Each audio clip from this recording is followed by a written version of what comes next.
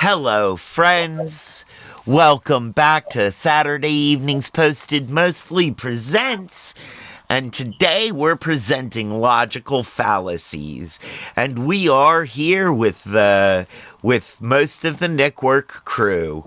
We're here with the ASOC Prod Cat, the Peanut Gallery, and the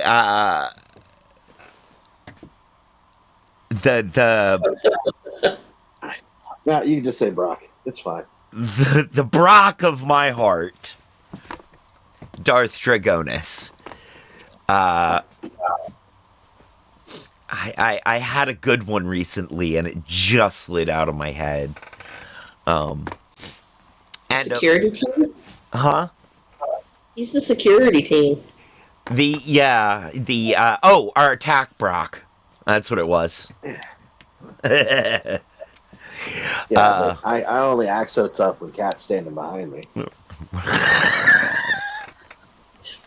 That's fair. Both Trevor and Peanut Gallery can tell you having me behind you is not necessarily the most comforting thing in the world.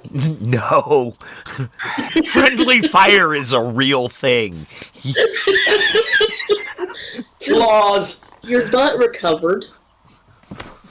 You healed. Having you behind me is fine if we have friendly fire turned off. But as long as friendly fire is turned on, no. You can stand beside me. It's a lot harder to shoot me when you're next to me. Harder, yes. Impossible, no. Also, good morning, Kingsways or Kush Gang's Ways. Great to see ya. Thank you for being here.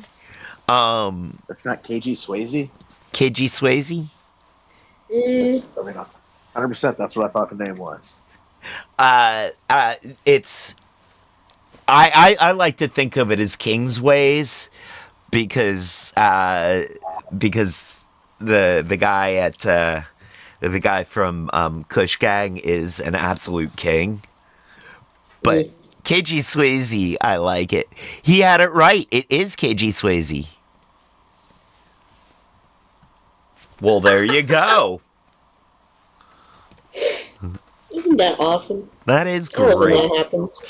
And of course, it is an alternating Saturday, so we are having breakfast with the Kush Gang. It is time for Weed the People.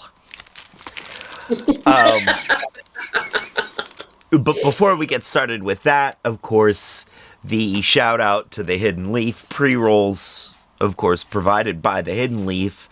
Also, where I go to find Kush Gang's incredible baked goods and drinkables, etc., as well as Firehouse. The Frosty Fridays sales event is just an absolute party, great time. The Hidden Leaf, downtown Charlottesville, Virginia, on the downtown mall, above the bricks, Suite 200 West Main Street. No, 105 West Main Street, Suite 200. I obviously have not smoked near enough this morning. I'm stumbling all over the ad read.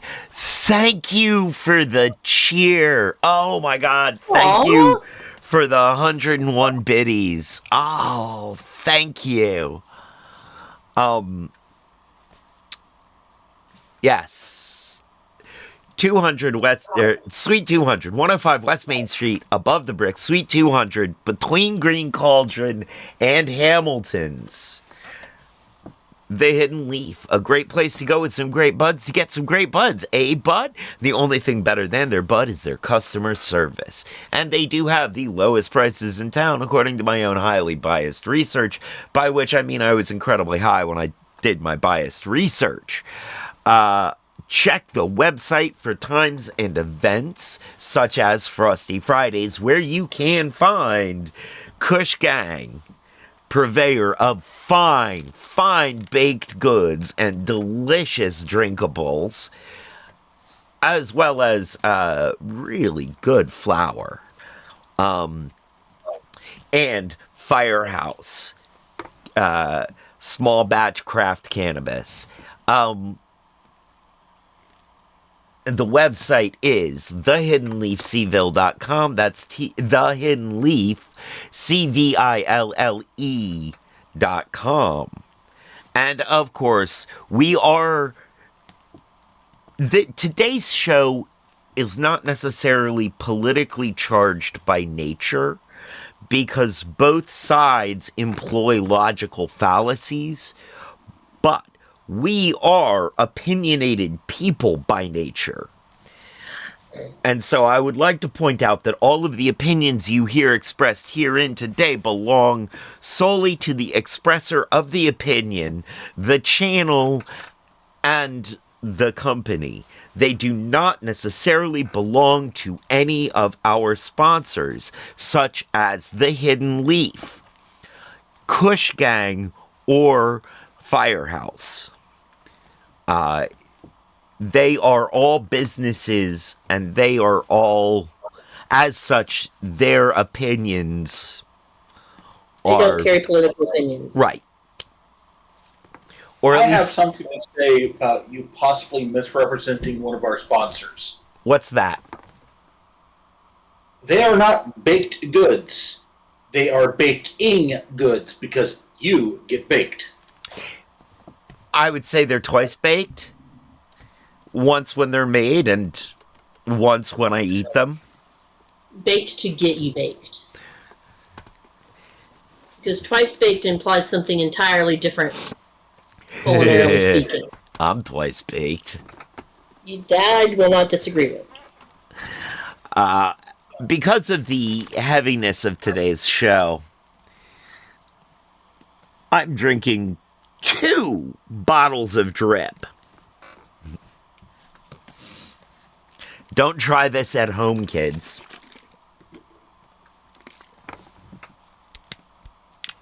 This is not Also, kids for don't watch lightweights. this show. Right. Kids don't watch this show. This show is not for kids. But also, yeah, adults probably shouldn't try this at home. He says as he tries this at home. Mm-hmm. As a matter of fact, the only place you should try it is at home. Actually, yeah, you're probably right. Yeah. Don't try this in public, friends. No. Why did you just stick your paw in the ashtray, Gandalf? Because he could? Talk about it. That he's an asshole. Yes. I should have seen that coming. Oh, before we get started, though, I do want to talk about something political. Yes, number 1. So, I want to talk about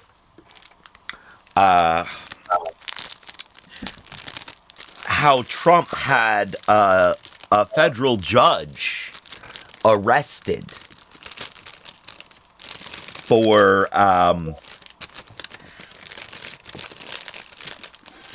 defying orders around. Oh my God, that thing's huge. Oh, this is going to be so delicious. For defying orders around immigration and allowing an immigrant to leave their courtroom unmolested.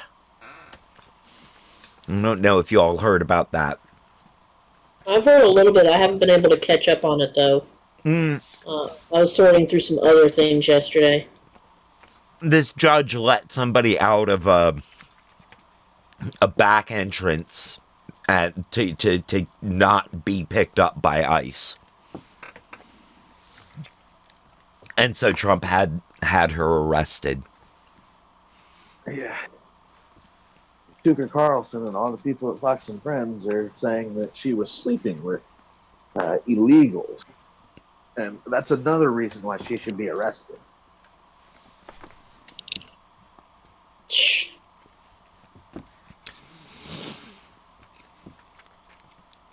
And it's these sorts of claims that, and it's these moves and these claims that I feel are,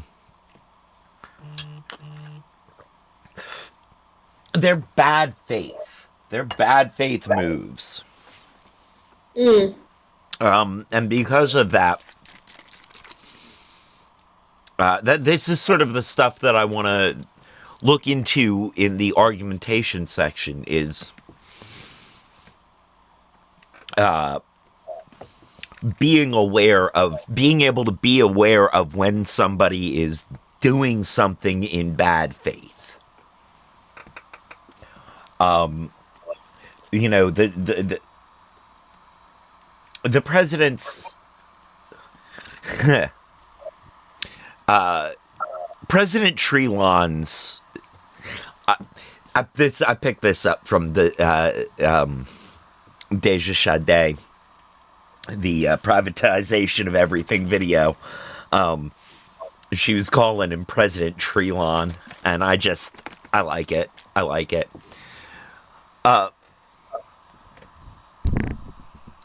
Jesse Walters, Tucker Carlson.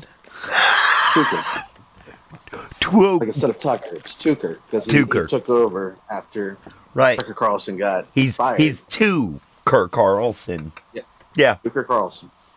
Not like Tucker Carlson as in Tucker Carlson from the Northwest. Okay. Or from Canada.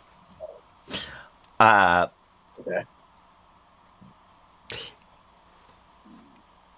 Yeah, it's this sort of bad faith, being able to recognize when people are doing things in bad faith, making fallacious claims, the like, you know. The premises on why this judge were arrested are unsound, in my opinion. And legally unsound.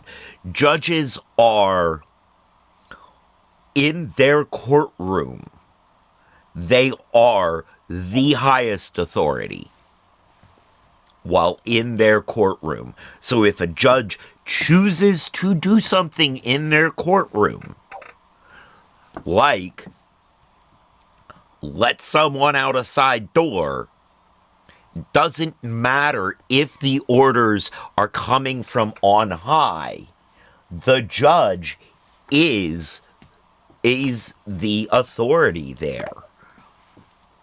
And when that judge makes a decision in their courtroom, it stands. And this is one of the bases for law and order in general. Question for you. If you were in the courtroom, would it possibly be that you might be a higher authority? No. Terrible. Expert witness, perhaps. I might be higher than the authorities, but I'm not an authority. Okay. Like I said, expert witness, perhaps. No matter where I am, usually I'm the higher. Maybe not the higher authority, maybe not the higher help, but I am just the higher.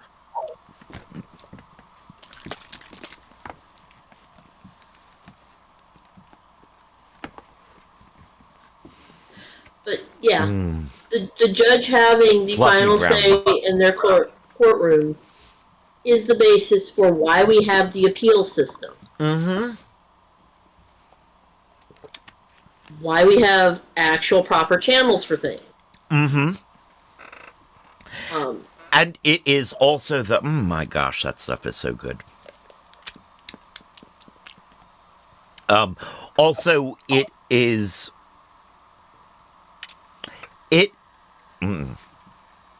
I had a thought. It went thunk. Hi, Bob. Bye, Bob. So, yes. I just wanted to touch on that before we got started, because that is some pretty intense news and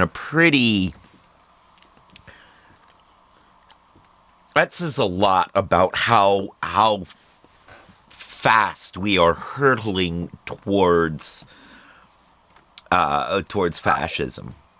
How fast we are hurtling towards some sort of dictatorship, some sort of consolidated rule under one person or group.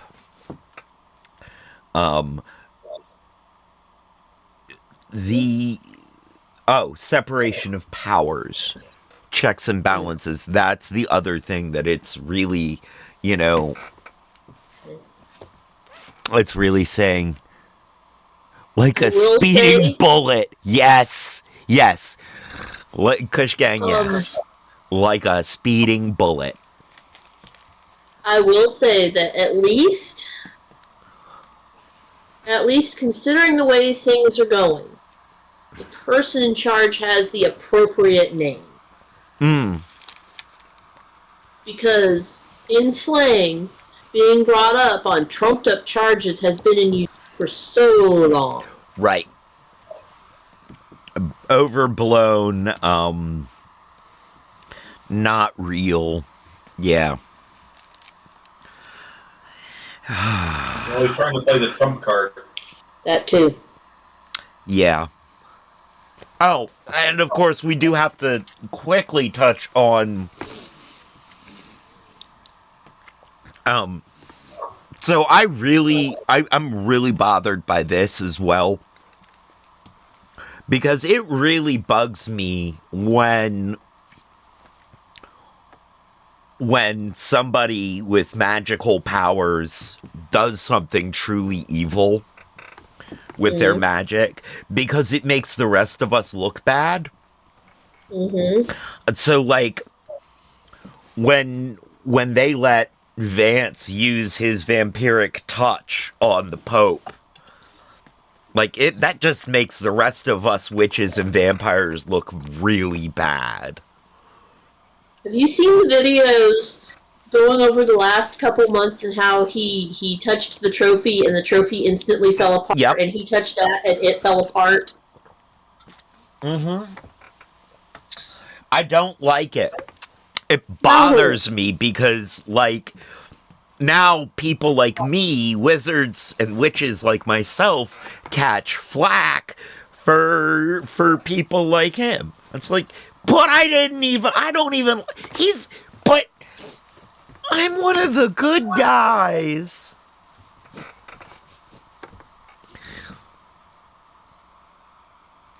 All right.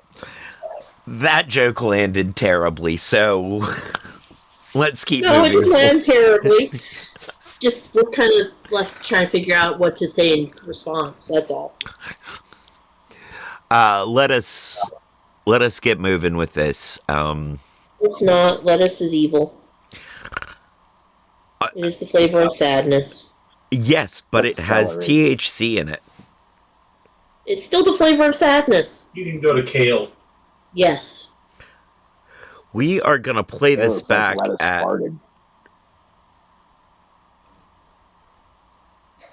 Because we totally diverge into salad-based insults. Kale is like lettuce farted? Yes, it is. I love it. More like a shart. Yes. Okay, a shart. Shart's better. No, that's chart. Charted. The charted. Right. Yes.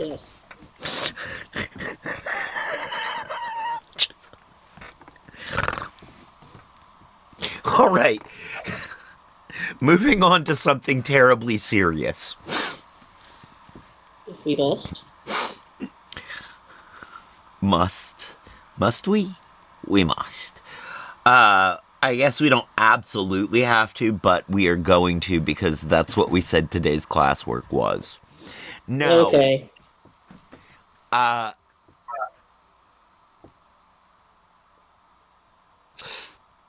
Today is, as I said, we're talking about logical fallacies. This unsolicited advice is the name of the channel that we're of the video that we're using. Every single logical fallacy explained is the name of the video. I think that might be hyperbole,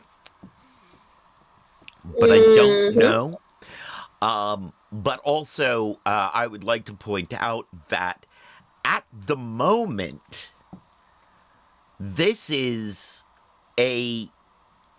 what could almost be called a fallacious appeal to authority, because we don't know who unsolicited advice is. We don't know what their background in this is. We don't know their bona fides. We don't know anything about them. So using them as an authority on this subject may not be entirely sound, as it were.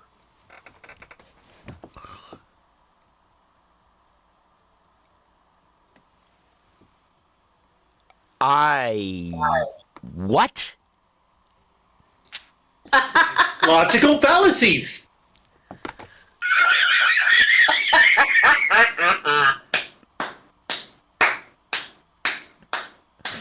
Ow! My head! Ow, my head! That was perfect!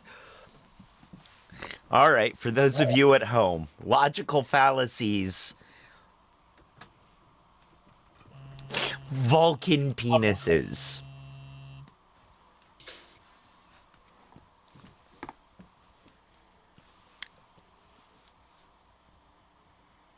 Ow.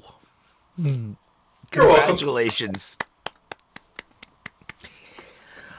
So yeah, I don't know anything about this guy. I don't know, having watched the video like 5 or 6 times at this point, I feel like what he says is sound. However, I don't know that makes him an authority on this. All right. So perhaps instead of thinking about whoever's delivering the message as an authority, I mean, really, take it back to this being a talking point. Right. This is their opinion, their argument. What about their argument do we agree with? What can we learn from it? Where else could we look for information on it? Right. Was it spoken or written? Spoken. Then it definitely was sound. Oh my lord.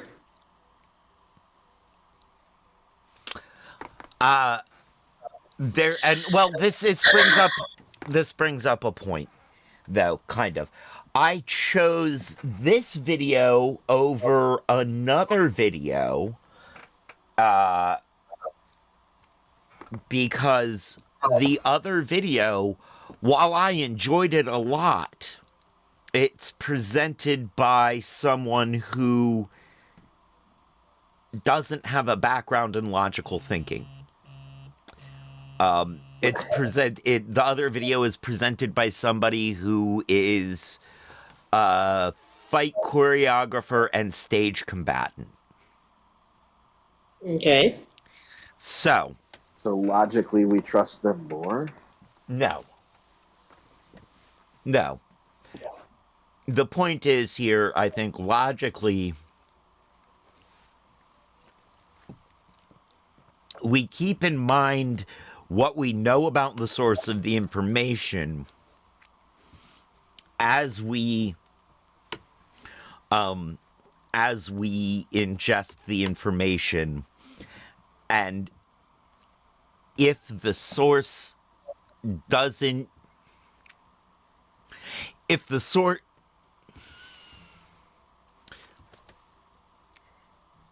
if the source or the information seems suspect, we do a deeper dive into both. Basically, that's what this. a lot of what this guy talks about is how it's possible for an argument to be valid and sound and the information to be wrong.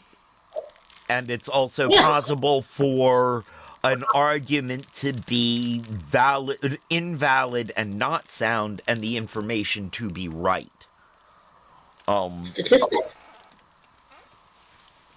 So Simply using statistics, you can form a really good and sound argument for something and have everything based on inaccurate, wrong statistics. Or you could have good data and not be able to form a good argument off of that data and have the conclusion you've drawn and the argument you presented absolutely terrible. yes, and there Like are 40% also of my many jokes. other what? It's like 40% of my jokes. Right. Shh. We don't bring math into this. Sorry. All right. So now that we've gone through those oatmeal cookies, now that we've gone through those sort of preliminaries, let's dive in. We are gonna try and get through the entire video because even though I've seen it a bunch of times, I don't know that I know it well enough to jump around and find specific points.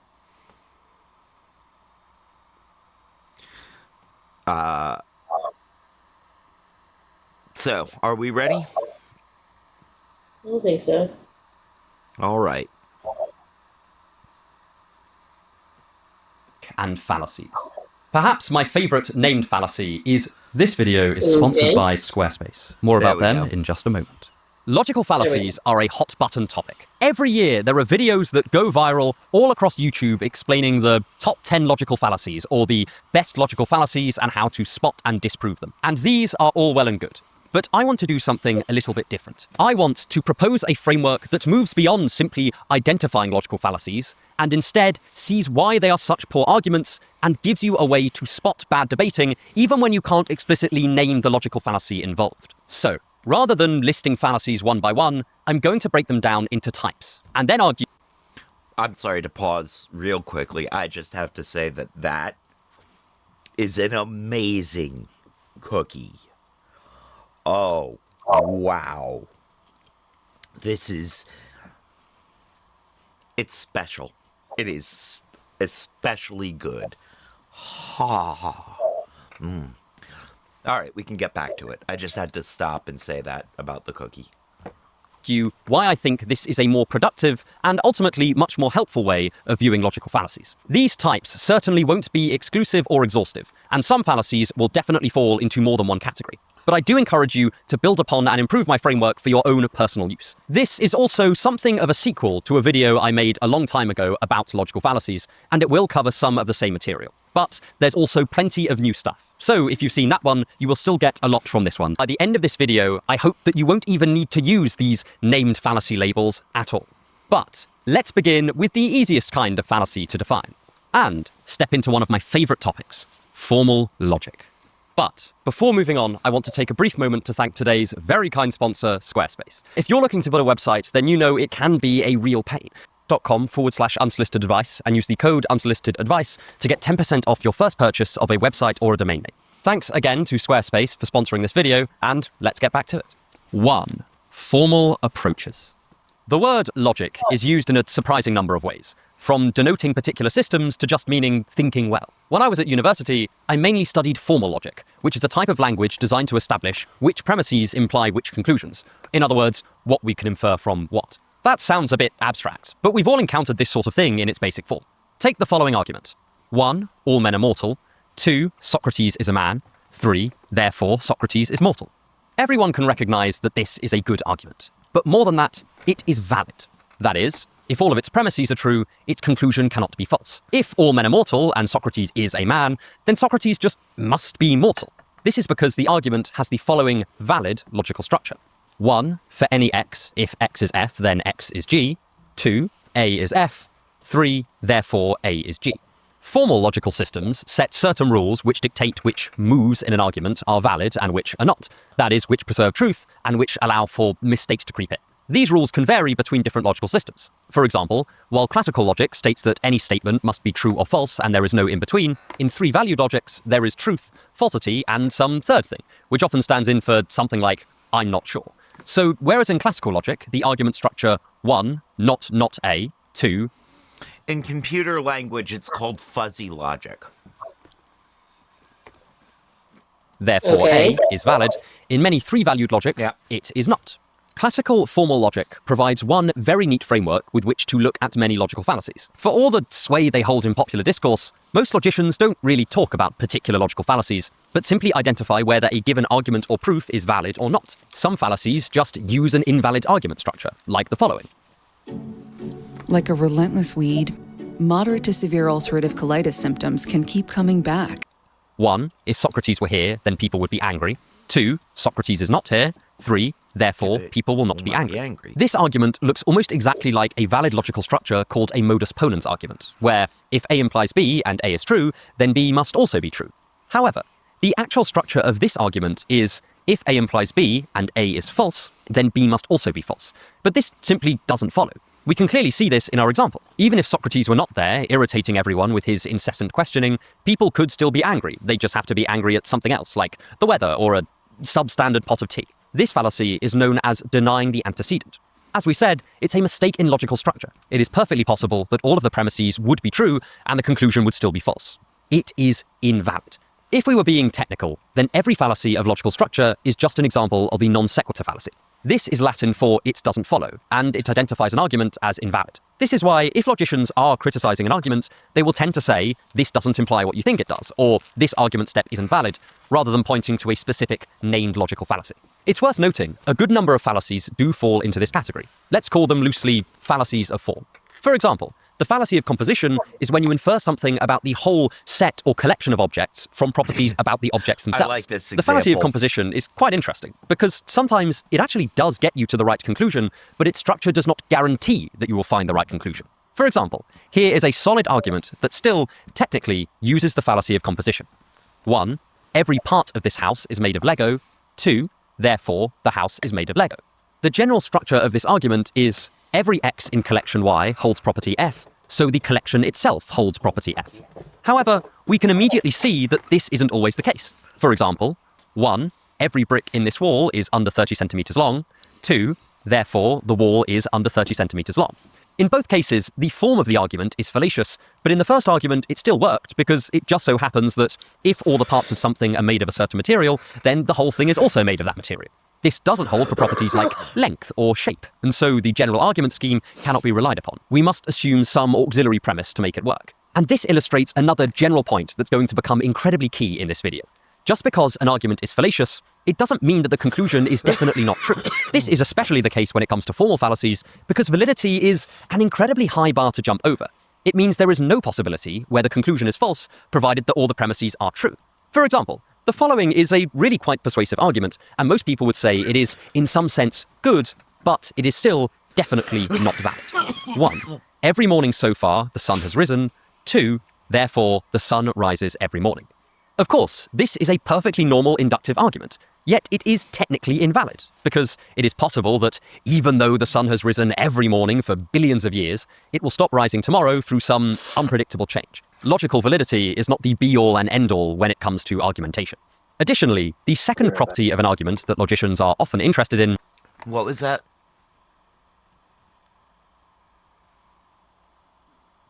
I think Brock just said be right back, and I missed it. Okay.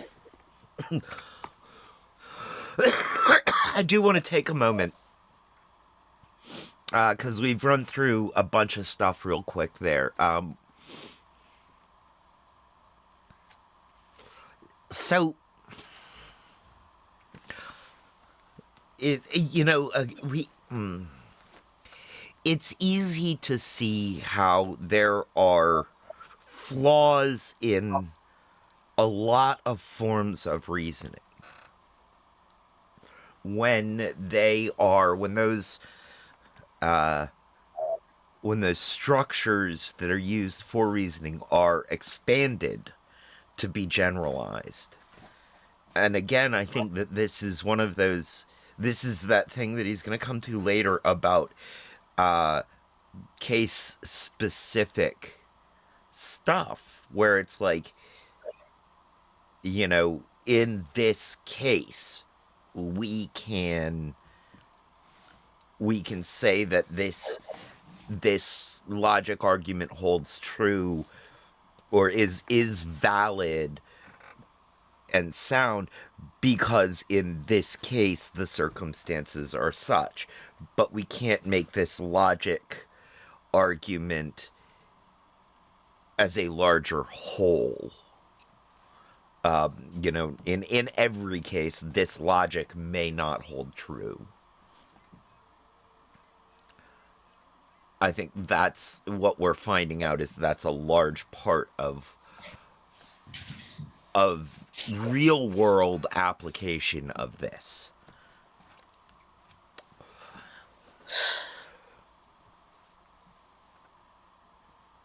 It is. And it's one of those things that we've stopped teaching people to do. I know. Well, I guess it was like roughly August of last year when we had, Father, I can't think of her screen name. Trollhalla? Yes. Yep. She came in to talk to us about where things were at with civics and with teaching. 7th grade civics. One of the things that is not taught anymore, or as well as it should be, if it is taught, is how to do critical thinking. Right. That's what a lot of this boils down to, is critical thinking. Being critical. Well, it's not just... Yeah. It's the critical thinking, but it's also pausing long enough in your examination of things to double check your facts as well. So being critical enough of what you're being told to not only want to analyze the argument, but also analyze what the argument is based upon. Yes. And form your own conclusions. Yes. And, that's not taught so much. No, it's not. Yeah, a lot of things. Well, okay.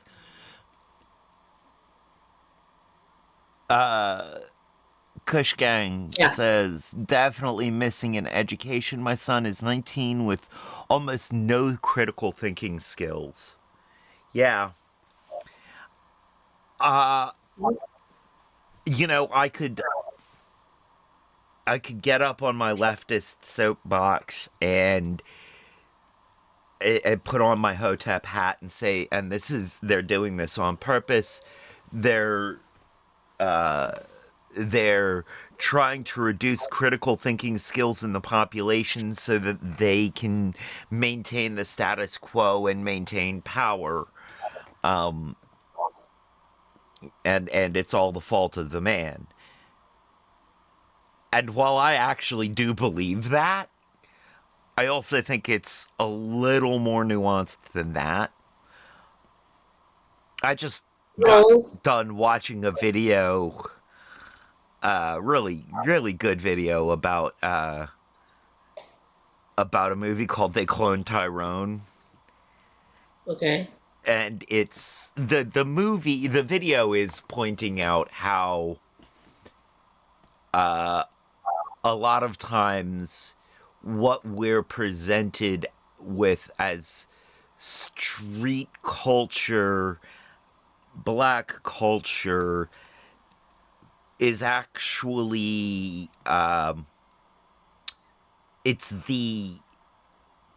not a real take on it. It's a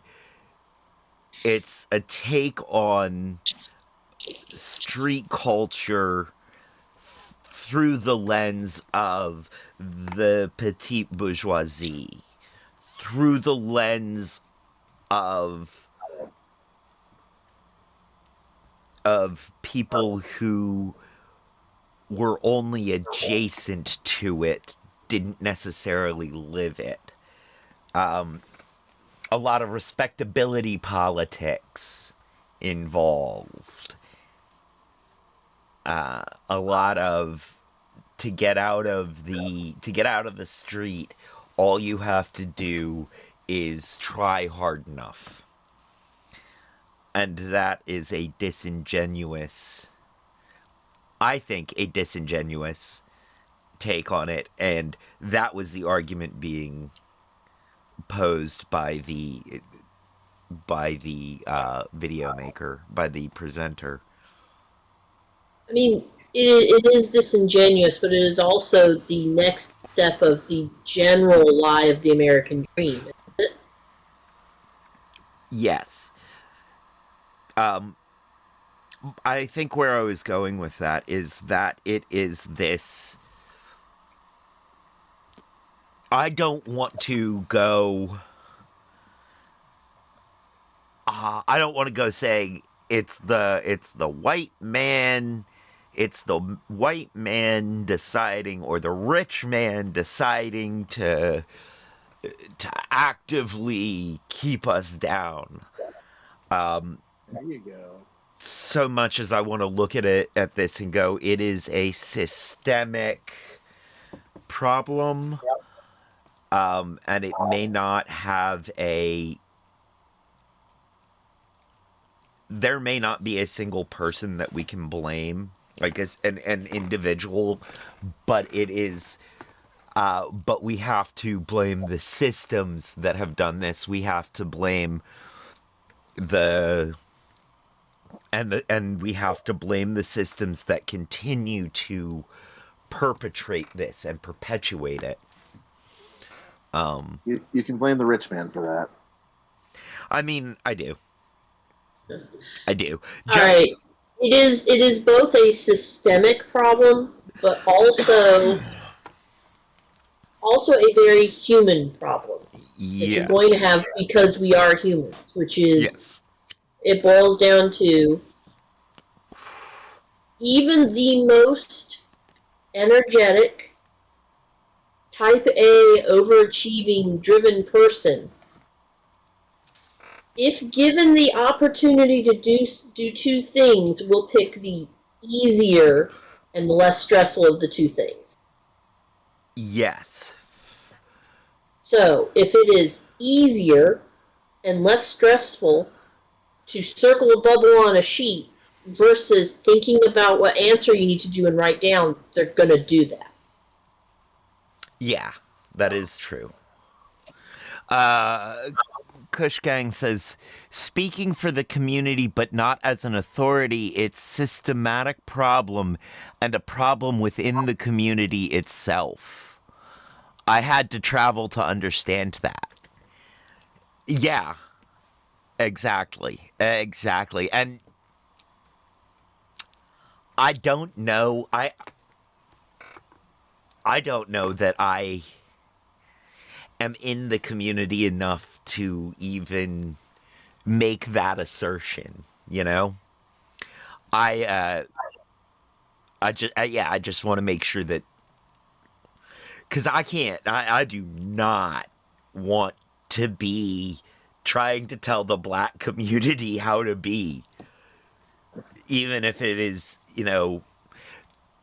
because that is just culturally insensitive considering what has happened heretofore.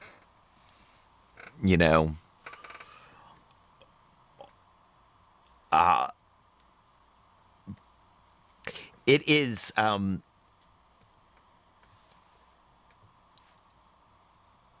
Yeah, it's very. It is a very. It's a very tricky line to walk.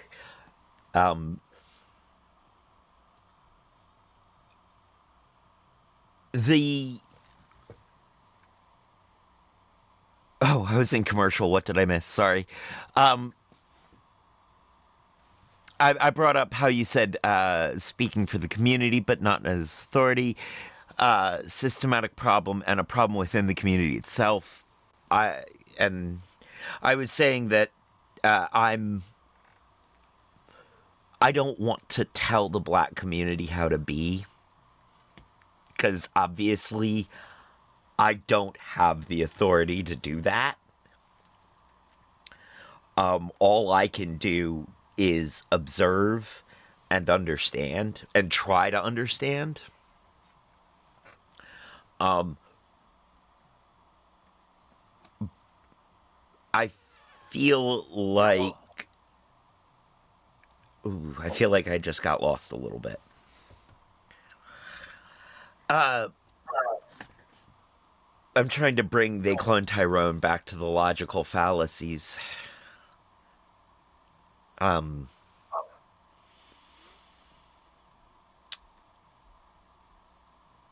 Nope, can't do it.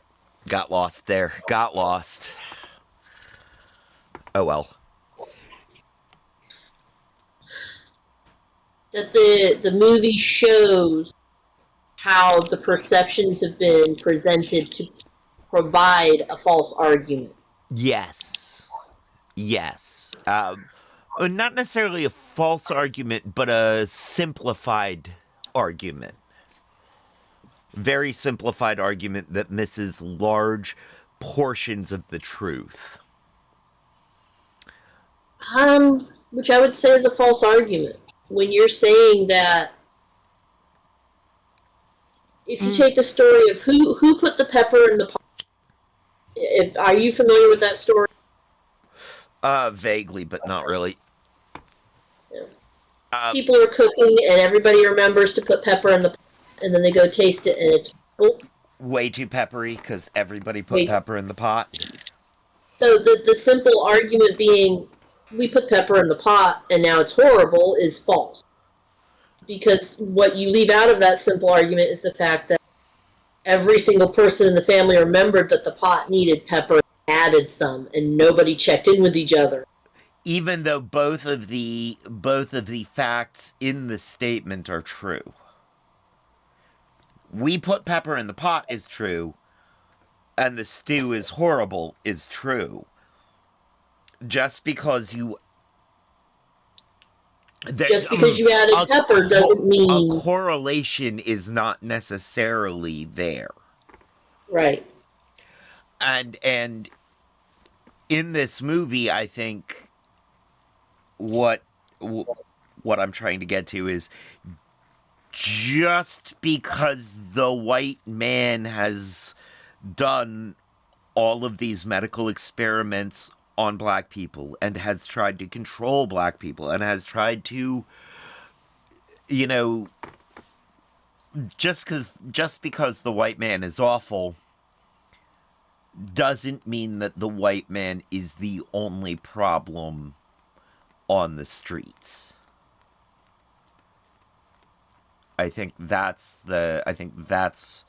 sort of closer to the truth of the argument that the presenter was trying to make.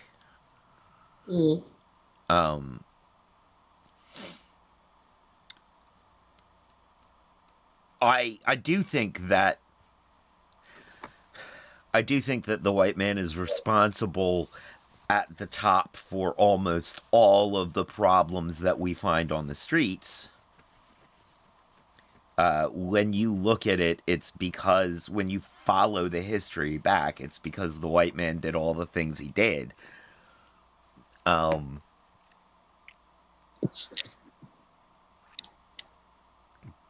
But that doesn't mean that in an immediate sense, the problems on the street are white men.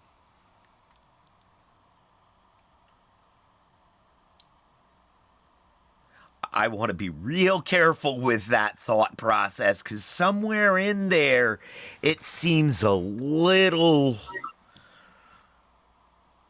It seems like I'm giving a little too much grace to white men in that, somewhere in that statement. But I also see the truth of the logic there. All right, let's get back to the video and see where we get to next. Is soundness. This term is used in a couple of different ways. Sometimes it means the premises of the argument are true, and sometimes it means the premises of the argument are true and the argument is valid. Most people use the second definition, even though I think the first is more helpful because it allows you to talk about the truth of the premises and the validity of the argument entirely separately. But my personal quibbles aside, essentially, if an argument is valid, then the next question to ask is, are all the assumptions of the argument true? This is because if they are, then the conclusion must also be true, and we have an airtight case for that conclusion. Then it's happy days, because we can all go home and the argument is put to rest. For our current purposes, we can analyze some logical fallacies as having an obviously unsound premise or obviously unsound premises. For example, take a classic ad hominem attack. Imagine that two politicians are having a public debate and one of them turns to the other and says, "But you're a bad person, so your policies will run this country into the ground." We could represent that argument in propositional form. Okay, so we're at the film festival, middle of Park City, the doors open, and bam, Sapphire is as follows. 1. You are a bad person. 2. Policies put forward by bad people will run countries into the ground. 3. Therefore, your policies will run this country into the ground. The trouble is, the second premise of this argument is just false. Policies have merits independent from the people putting them forward. It could be that a truly immoral person nonetheless has far more economic or political acumen than their opponents. Likewise, someone who was extremely personally moral could be an outright incompetent leader. What is true and what policies make sense have nothing to do with the people who've proposed them. However, it gets complicated, since despite the argument's unsoundness, most people do want to know their leader's personal moral character when voting for them, and we don't tend to think that they are wrong to do so. Whether this particular argument is unsound depends on which conclusion is actually being argued for. Political rhetoric often means people exaggerate the strength or form of their conclusions. If the politician instead turned to the audience and said, "My opponent is morally bad, so you should not trust them to make policies in your interests," the situation changes entirely. Then we have the following argument. 1. My opponent is a bad person. 2. You can't trust bad people to make good policies. 3. Therefore, you can't trust my opponent to make good policies. At the very least, the second premise here is much more plausible. It is not so obviously unsound that we would want to dismiss it as fallacious. After all, politicians can enrich themselves while in office, and they can make policies that are not in the interests of the people they're governing. And this may be more common if the politician themselves doesn't have a strong personal moral compass. We can make similar observations about appeals to authority. If someone is saying, "A leading expert has said this, so it is true," that relies on the false idea that whatever a leading expert says simply must be true. But, of course, leading experts are wrong all the time, and mistakes are part of how collective expertise progresses. One of the greatest mathematicians of the early 20th century, David Hilbert, believed that mathematics would be reducible to a complete and consistent logical system, and he was definitely proven wrong by Gödel. However, it's also clear that appeals to authority are not always fallacious. For example, imagine that myself and a friend are having a discussion about the science of batteries. However, neither of us know very much about the science of batteries. In this case, appealing to what an expert thinks, or expert consensus, is a pretty decent proxy measure for reliable belief formation. Experts can certainly be wrong, but if we personally don't know that... I don't know if this guy is an expert on batteries, but he seems to know enough about batteries that we can ask him about batteries.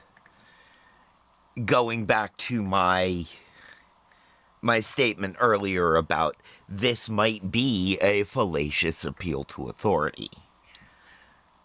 I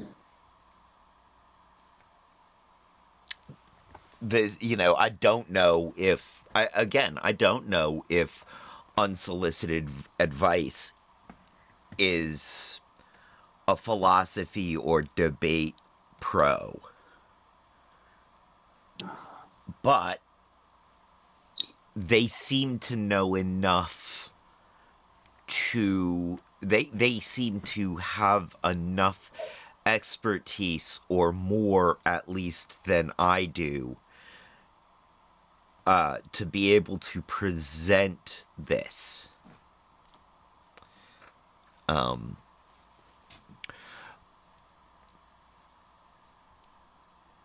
But again, it's sort of like, because we don't know how much of an expert they are, should we keep our minds about it open? Should we? I mean, of course we should. Of course we should take everything anyone ever says with a grain of salt and think about it critically before we take it as gospel. But should we think even more about this guy than say when I watch a Little Bill or an FD Signifier video about black culture?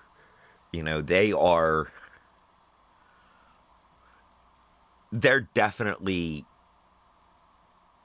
more in touch with black culture than I am. They're more in community. They're more experts, and FD Signifier has degrees, college degrees in this sort of thing. I don't know about Lil Bill. So they are experts in this, and deferring to them is understandable.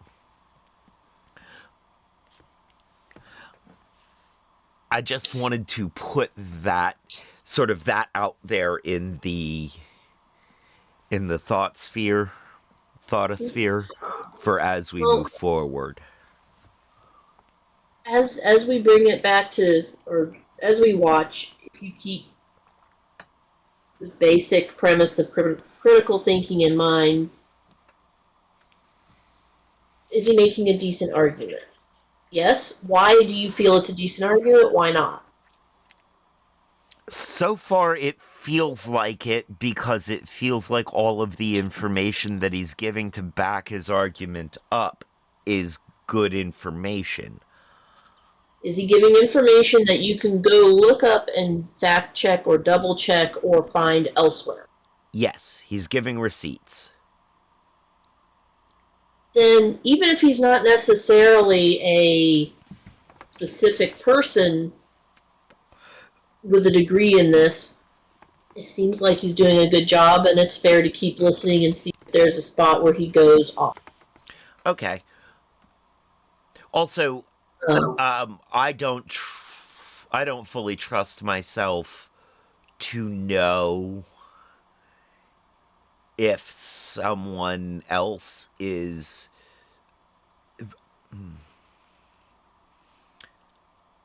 I'm over the years, I've learned to not necessarily trust my own sense of how able to speak on a subject someone is. I'm gullible.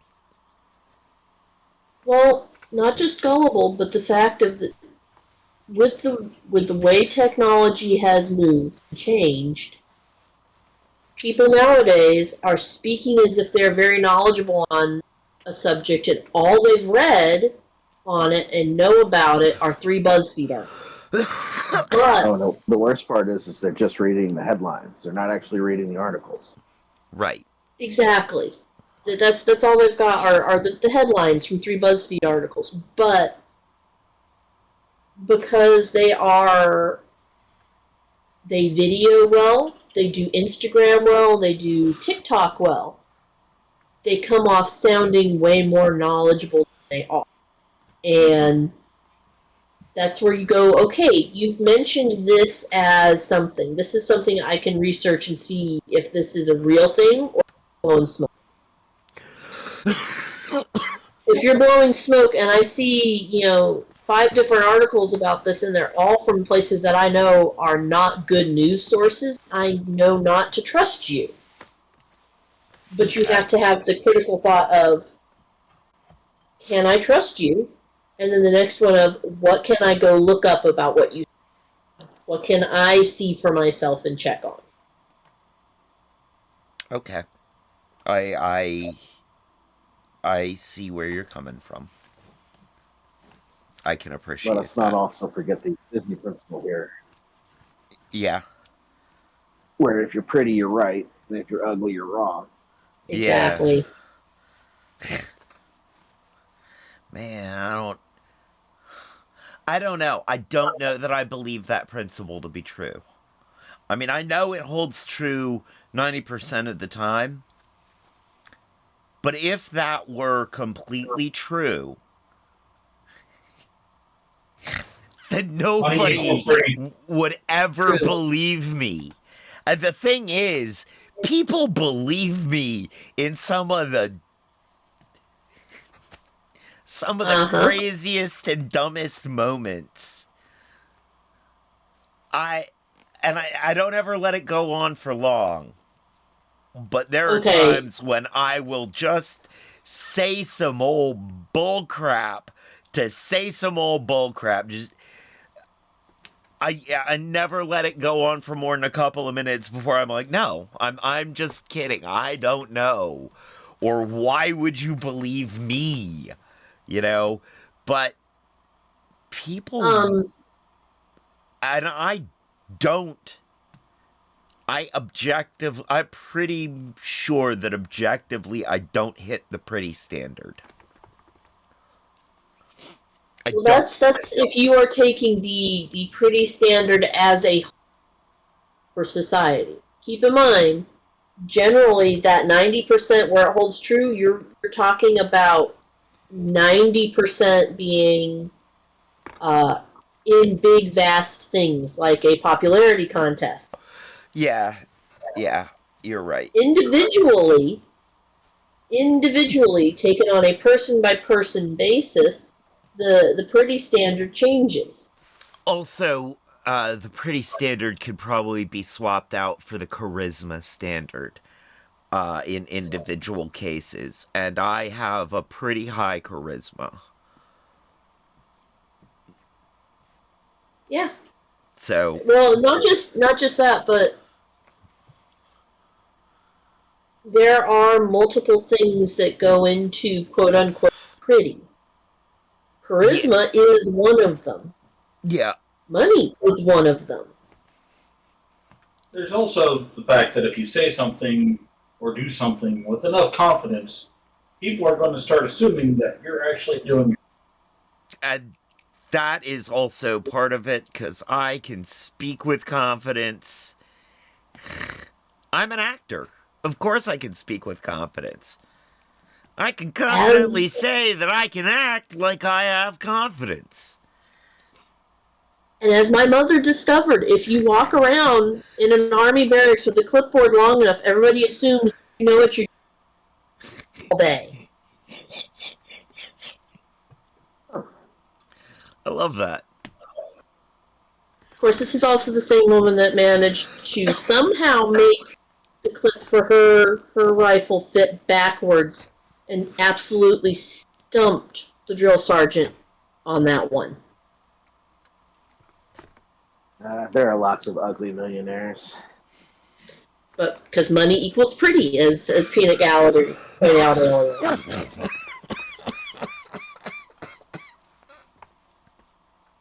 Yeah.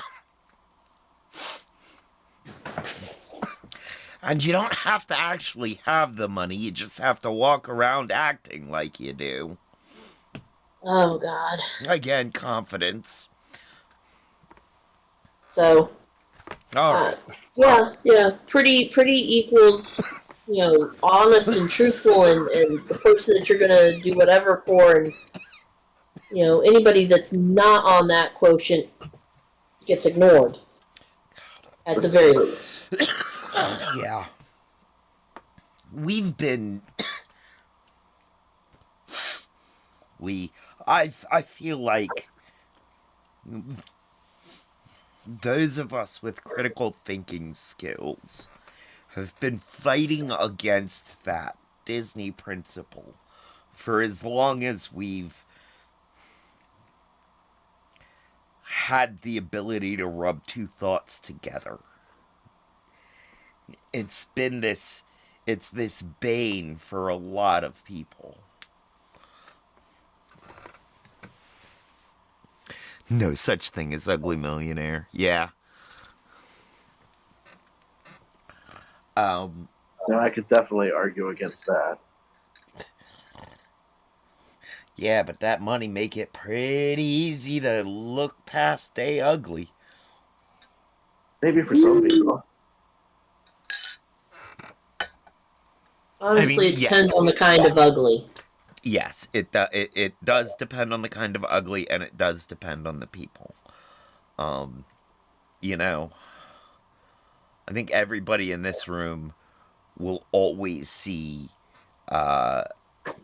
President Musk as ugly, Oh, absolutely. no matter how much money they have.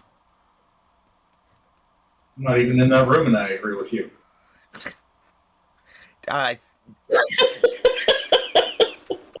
Room was metaphorical in this case, my friend. You are in the room that I was thinking about. All right. Let's get back to the video before we get too much more. Oh, in commercial. We'll get back to the video as soon as we come out of commercial. So that we don't get too far behind here.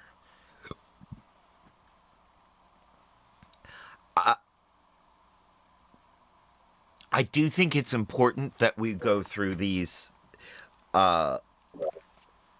this stuff in formal logic before we get to the rules of argumentation. Just because formal logic it gives a background structure. That much about a topic, then they're often what we have to go on. It can provide defeasible evidence for a particular conclusion, and put a pin in this importance of context when evaluating logical fallacies, as it's going to be the focus of the third section of this video.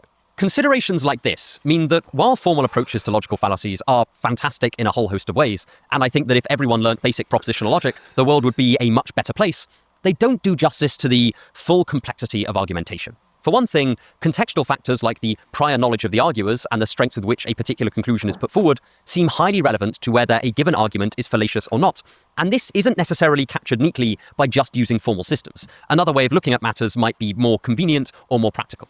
Moreover, there are fallacies like the no true Scotsman fallacy and the burden of proof fallacy and the straw man fallacy, which are not to do with soundness and validity, but something a little bit more nebulous, and as a result, the formal approach can't quite capture this. So, as much as it pains my heart to do so, we must descend from the Platonic realm of logical laws to the messy business of real-world argumentation, and step into a fascinating recent field of philosophy called informal logic.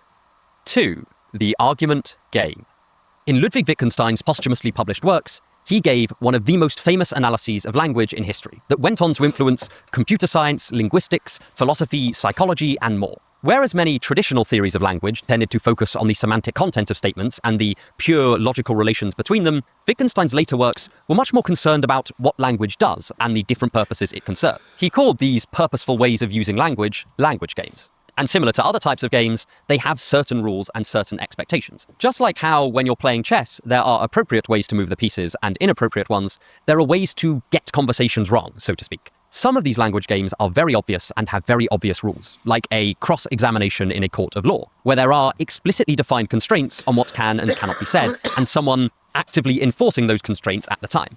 But some games are much more subtle. For example, the language game of stand-up comedy allows people to say false statements as long as they are funny enough, whereas the language game of a PhD viver does not give this leeway. So one way to look at this larger class of logical fallacies that are not captured by formal logic is to ask, what are the rules of the argumentative language game, and do these wider logical fallacies break them? In recent years, many philosophers have tackled this question. One highly influential analysis comes from Douglas Walton and says that in a standard argument, each person aims to persuade the other person while at the same time getting to the truth of the matter as much as possible. According to Walton, the implicit rules of this language game assume that each person genuinely wants to persuade their opponents to their point of view and to understand why they disagree. He asks us to picture the dialogue as two agents, each of which holds conflicting conclusions, and a set of prior commitments that led to those conclusions. That is, what they already believe. To give you a flavour, I'll outline just some of his explicit rules. 1. Arguments against the opponent must assume the opponent's commitments. 2. Both sides must honestly represent both their commitments and their opponents, and not change their commitments without explicitly saying so. 3. Each person must answer reasonable questions from the other side. 4. No one can declare definitive victory until the other side's position is untenable or has been explicitly conceded. 5. In general, argument should appeal mainly to the opponent's reason. These are just a general sketch of Walton. See, this is the stuff about was Kuda there in good faith? Is Kuda there in good faith? Is he following these rules of engagement? And that's part of why I wanted him here for this, is to see what these rules of engagement are. Now with Dan, it's a different story. He's there in good faith. He wants to understand my position, and he wants me to understand his position. He is open to having his mind changed. He's not, he's open to seeing things in a new way.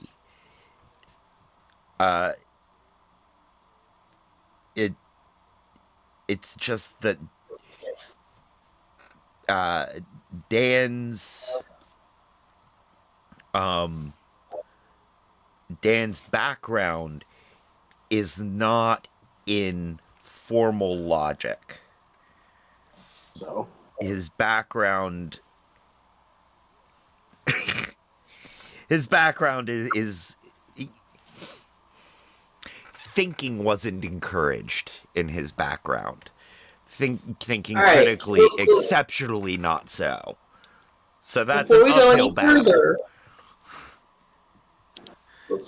further, what is your definition of being somewhere in good faith in this context? In this context, being somewhere in good faith means that you are willing to honestly represent your beliefs. You're willing to your positions. You're willing to hear the positions of the other side. You don't necessarily have to agree to have your positions changed, but you have to be open to... Either side doesn't have to have their positions changed, but they have to be open to hearing why the other side has the positions that they do.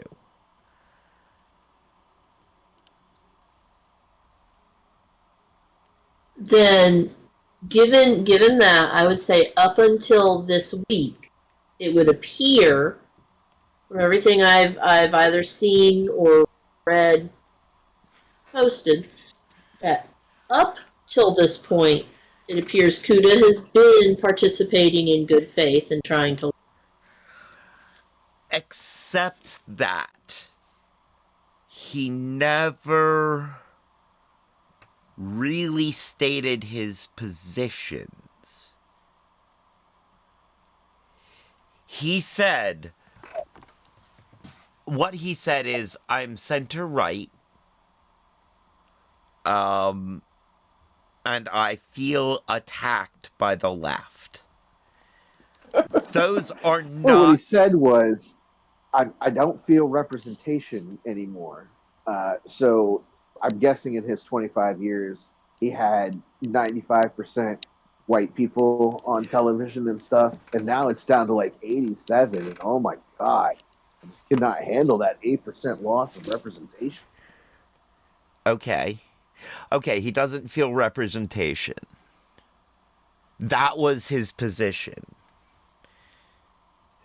I have to say that position is invalid, because he can feel that way, but the truth behind it is not valid.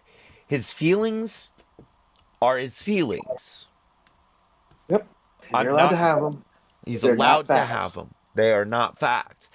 But the truth behind what's making him feel that way isn't a valid truth. And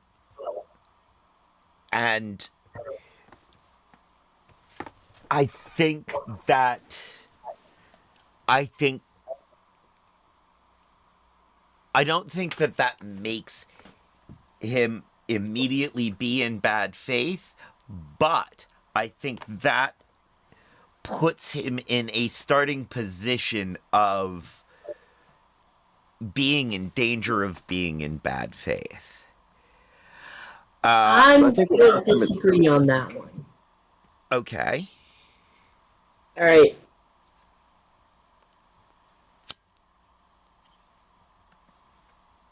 Just because whatever your feelings are based upon might be false,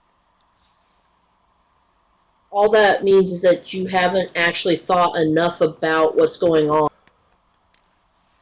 to totally analyze stuff. Yeah. And that is, in all honesty, true of each and every one of us on some matter. You see something on a news article over, and you're very much in your feelings on it, and then you read either another article or several more articles that actually explain what went on, and you're like, oh, this is not what I thought it was. There was no reason for me to be upset in this fashion or to feel this way because I didn't know everything yet. I would say, like I said, up until now, I would say he was around in good faith, trying to learn. And perhaps didn't state what actual beliefs were because didn't know. Okay. 25, right? I just made that up. All right. Yeah, we don't know exactly how old he is. He just seems pretty young. Okay. So, does it seem reasonable to someone that we would consider a youngster, of effectively lying because they didn't know what they thought yet? I could see that. But you can't run away when people are talking about stuff you don't like. You can't not answer questions when things are brought up. You can't really play whataboutism. Can't deflect and then play the victim and then of course run away. That's not good faith. No, that's where it changes, because when I was looking back over logs and looking at stuff, trying to figure out where this seemingly came out of nowhere, it seemed like he'd been doing and answering questions, and it was all of a sudden where he was being hit with actual real questions that running away was the answer.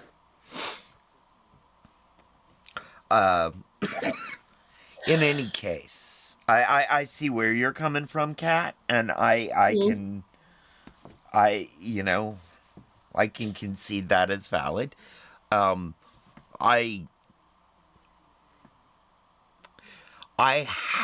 feeling, and this is why I'm not gonna say it's a fact that he's here or that he has been here in bad faith.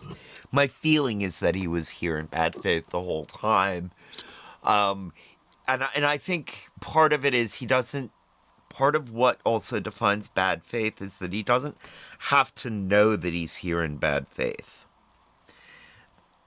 This is part of when I pointed out that he shifted the Overton window of our conversation to the right just by showing up and demanding consideration. That is a systemic move that is a bad faith move, but the individuals don't have to know it. The individuals don't have to be aware that what they're doing is bad faith.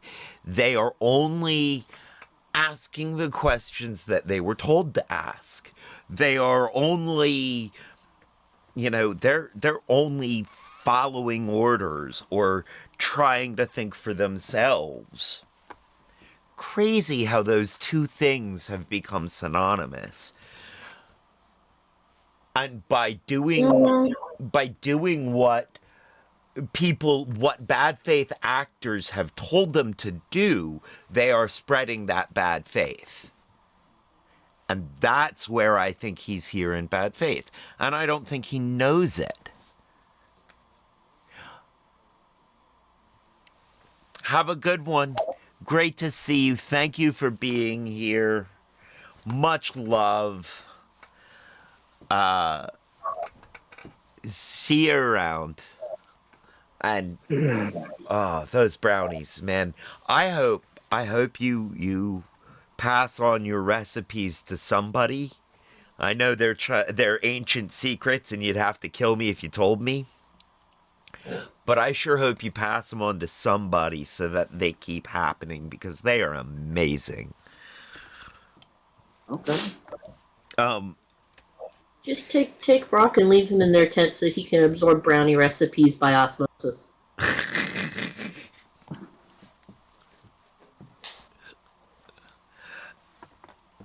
I like that. It is. See, this is where. This is the other part of it. From the beginning, he has not seemed to understand the difference between individual racism and systemic racism, individual sexism and systemic sexism. He's, and that is also an unconscious but bad faith move.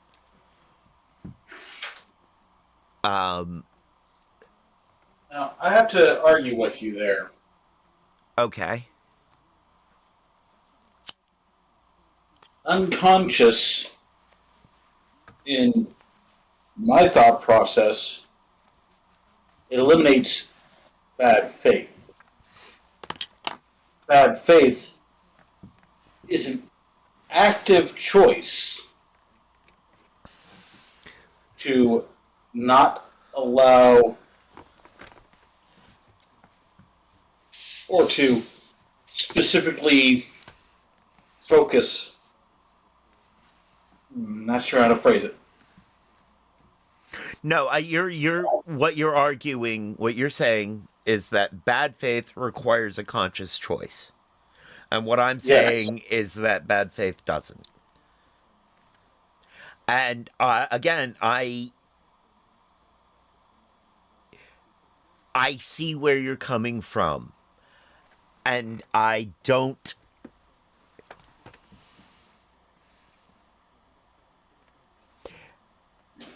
see the validity and soundness of your argument. I believe that bad faith, because somebody somewhere along the lines has made a conscious bad faith choice to make a system that operates in bad faith. I believe in the transitive nature of a bad faith decision. Now I am willing to concede that by dictionary definitions, it's an oxymoron, and so it doesn't really work. And B, there may be a better conceptual description for that than the transitive properties of bad faith. mean, what it boils down to, though, is because of the transitive properties of that conscious decision somewhere along the lines to design the system with bad faith intentionally in, the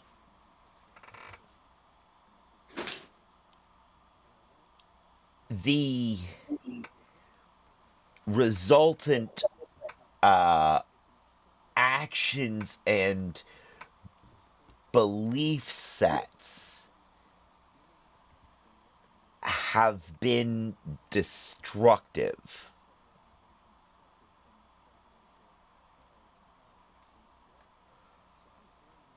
Yeah. okay. Now, I'm not saying that the actions were not done in bad faith, because bad faith could also include that they intentionally came to the space. Yes, I see you there. To troll. Yes, to troll. I've had more than one person that I have discussed with this in private say they are a troll. He is a troll. Don't engage. Disengage But what I now. said was, I'm a better troll, so let's do this. See, There's I a difference. love that. I love that. See, one of the biggest problems is a lot of people do not understand the difference between just being an effing troll Right. and attempting to play devil's advocate so that people can see another. Right. Now, I was willing to give him some devil's advocate room. But not much. I have a lot Hey, of that's my room. space. You can't give somebody my room. Right. Exactly. You I know personally. You I know personally well enough to believe that you don't bear any ill will towards me or any other queer person for being queer, or any black person for being black, any woman for being a woman. You are at your core not that person. I know you personally. Like, I know you like that. I don't know him like that.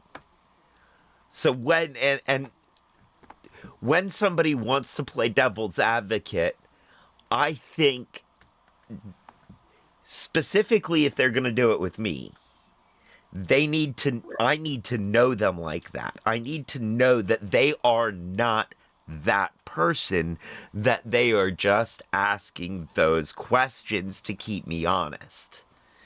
Now, because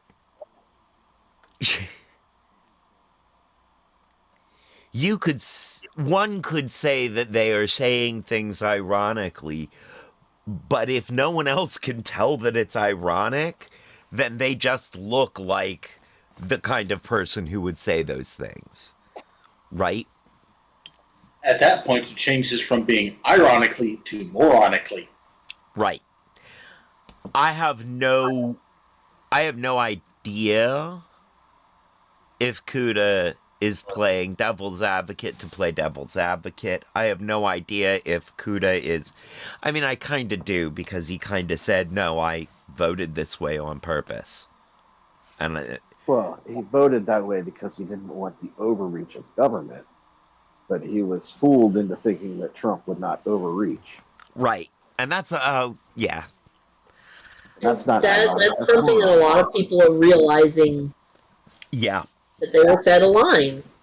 Well, they weren't fed a line. He said he was going to do it. That's the thing, is like, a lot of people didn't believe that Trump was saying exactly what he was going to do. And I have to ask why. Because they thought it wouldn't affect them directly. Yes. Yep. Okay. Because it was supposed to only affect those nameless other people and not themselves directly. Not it was only specifically supposed people. to. It's not nameless other people, by the way. It is Well- named groups. Believe me, these groups are named. It is black No, people, that's- queer people. That's for us.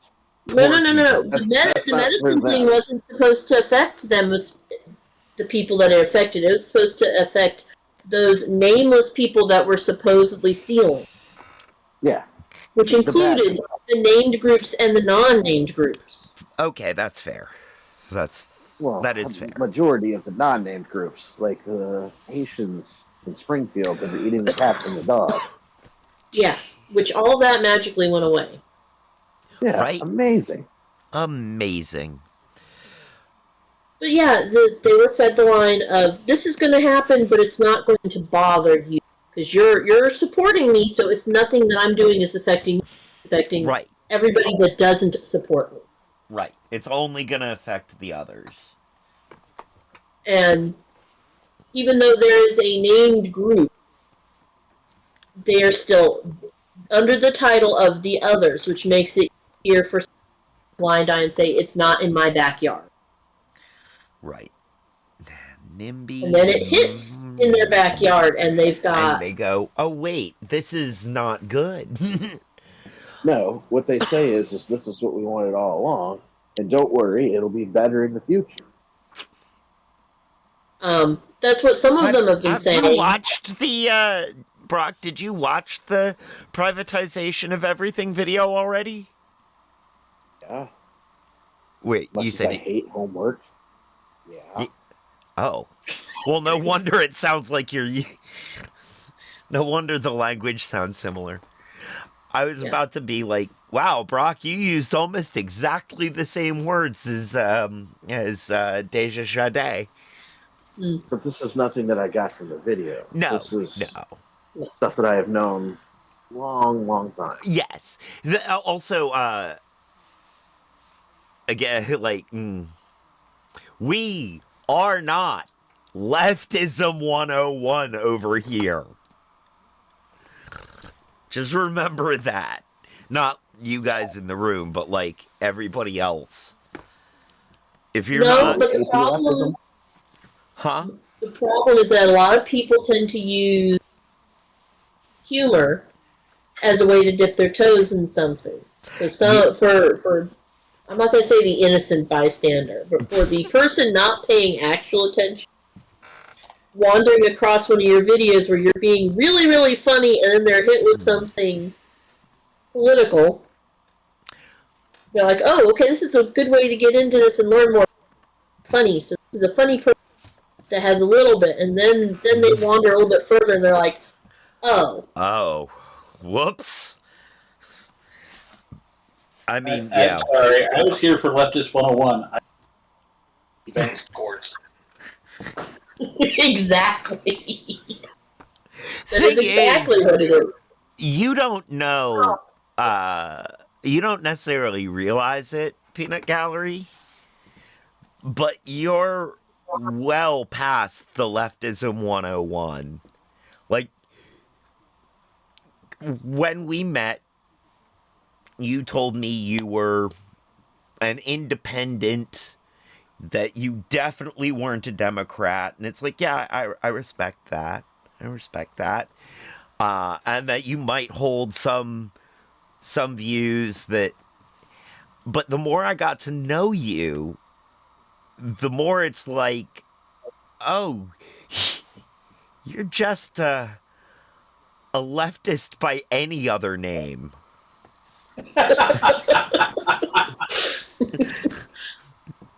Now, see,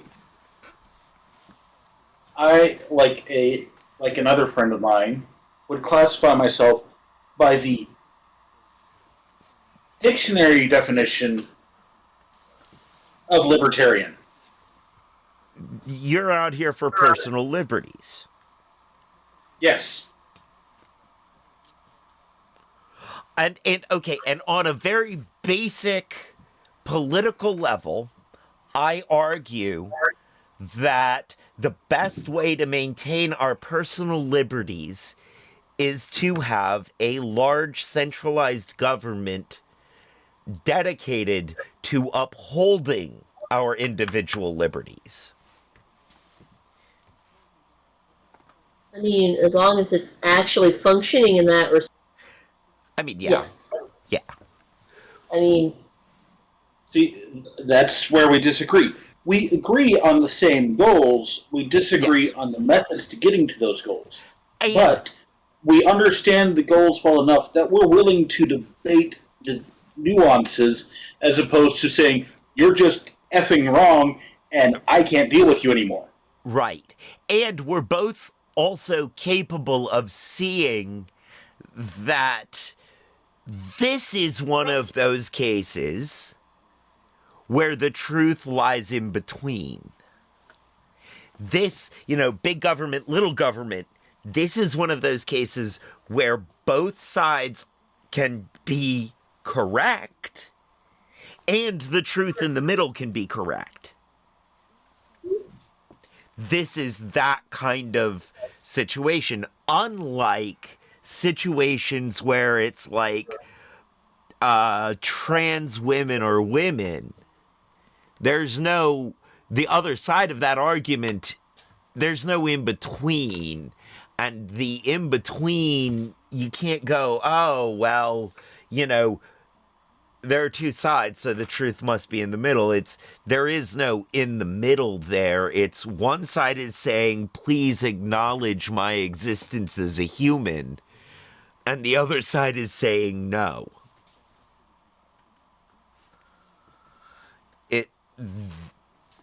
These two types of arguments are extremely different. And I want to make a point of recognizing that. It's why it's the why reason they're different is because one argument has the same goal with room to come to that end goal. The other argument has opposing goals with no room in the middle. Right. And today's pre-rolls are brought to you by the Hidden Leaf, downtown Charlottesville. 105 West Main Street, above the bricks, Suite 200 between the Green Cauldron and Hamilton's. A great place to go with your buds to get some great buds, eh, bud? Also, the only thing better than their bud is their customer service, and they have the lowest prices in town, according to my own highly biased research, by which I mean I was incredibly high when I did my very biased research. Don't forget to check the website for times and events, such as Frosty Fridays, the private sales event, where you can find our other sponsors. Kush Gang, purveyors of very fine baked goods and edibles, and Firehouse Craft Cannabis goods. Also, a note of, the website is thehiddenleafcville.com. That's thehiddenleafcville, all one word, .com. And a note of disclosure, we are an opinionated bunch of a-holes, so these opinions belong to us, are probably just farts in the wind, and they do not necessarily represent the opinions of any of our sponsors, including Hidden Leaf, Kush Gang, and Firehouse. I appreciate that. We are all Apple hats here.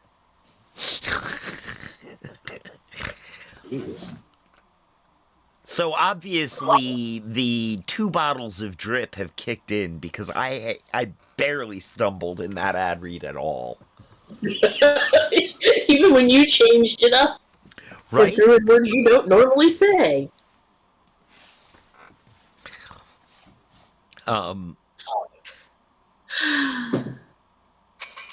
So yeah, we should probably get back to the video so we can make it Before through. you start, I'm going to make one note.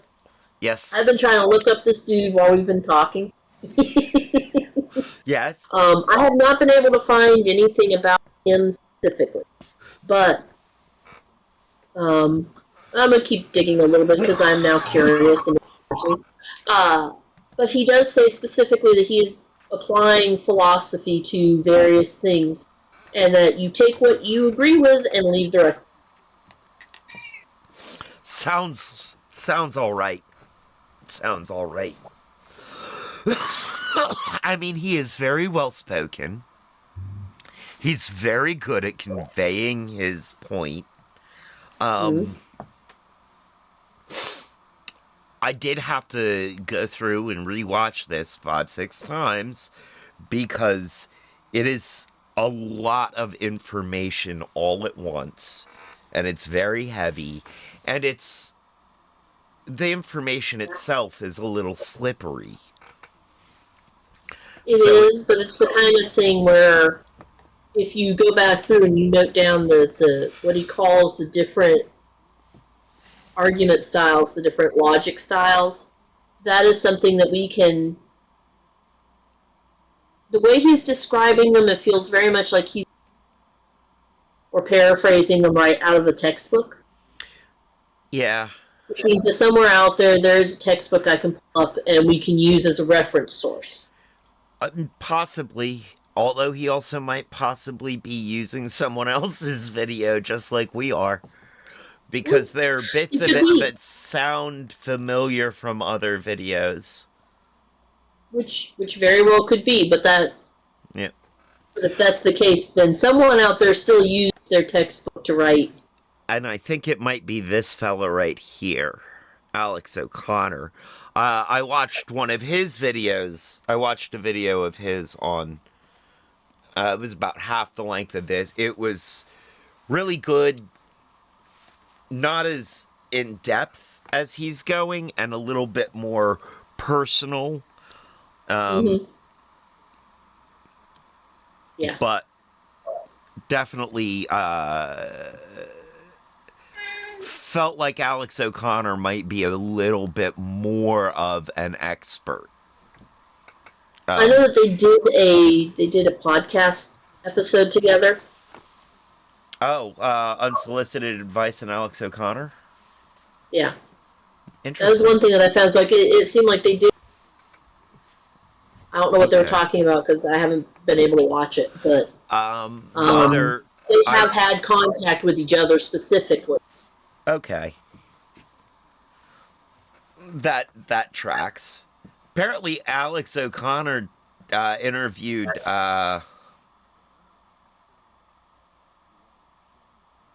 Rhett of Rhett and Link. Which one has the facial hair? Here, Rhett, yes, where he was talking about why he lost. Yeah, why he lost faith.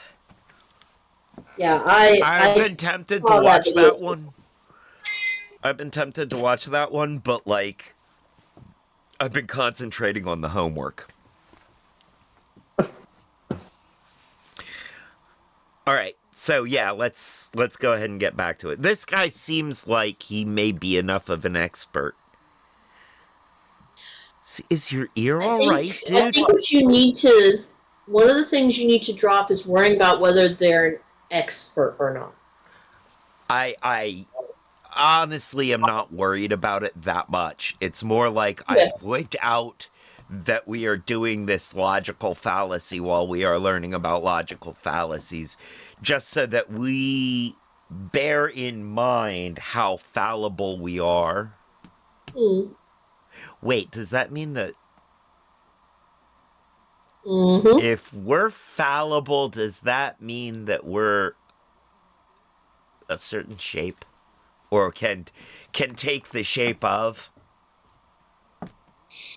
Wonder Twins unite! Form of... No. I'm stopping you there. No. So the first one was VP, the second one is... I'm going to All go right, make back some to the tea. video. You No. finish watching the video. I Yeah. will be back in a few minutes. Goodbye. No, honestly though, is his ear all right? Like that looks really red.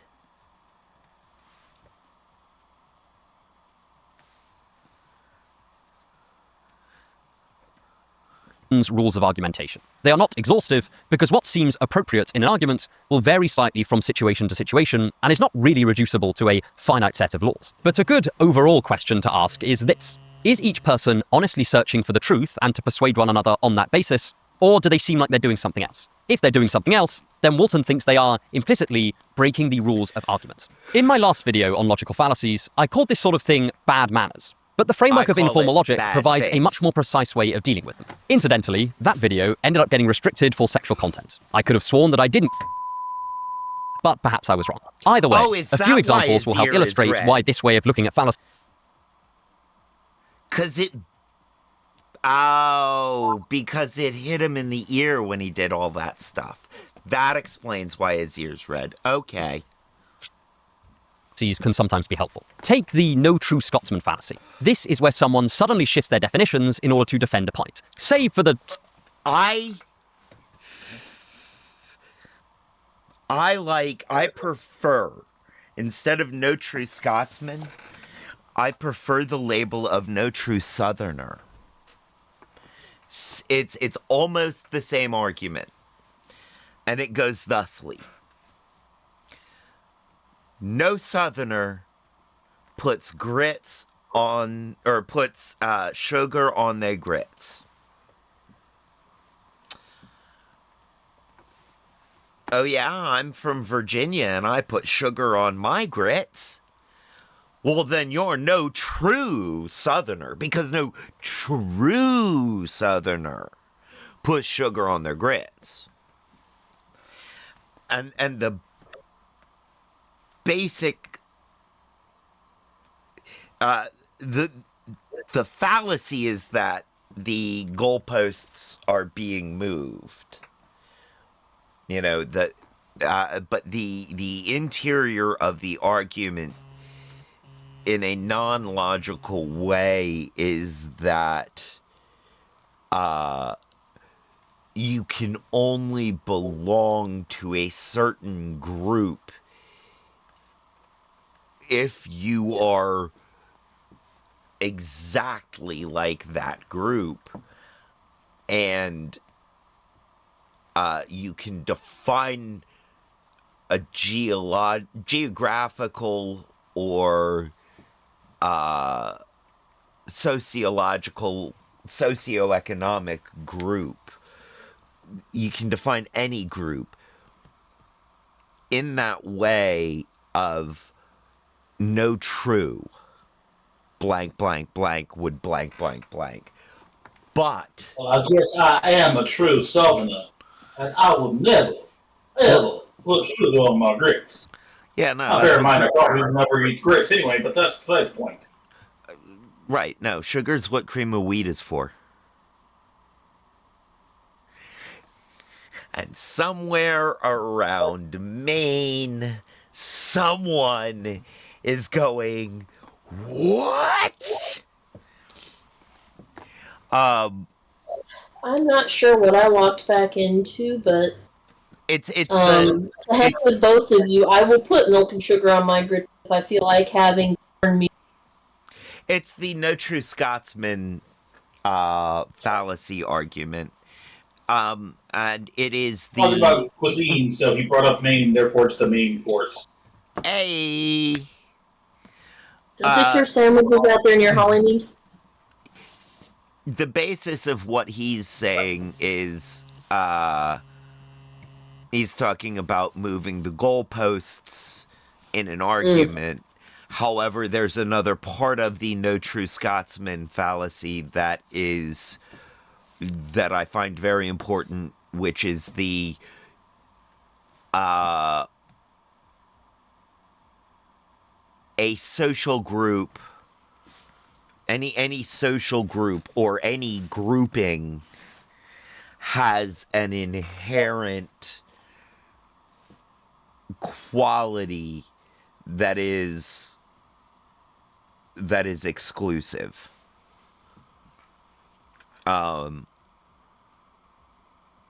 No mammal lays eggs. I do, says the duck-billed platypus. No true mammal lays eggs. And then the echidna pops up. Just saying.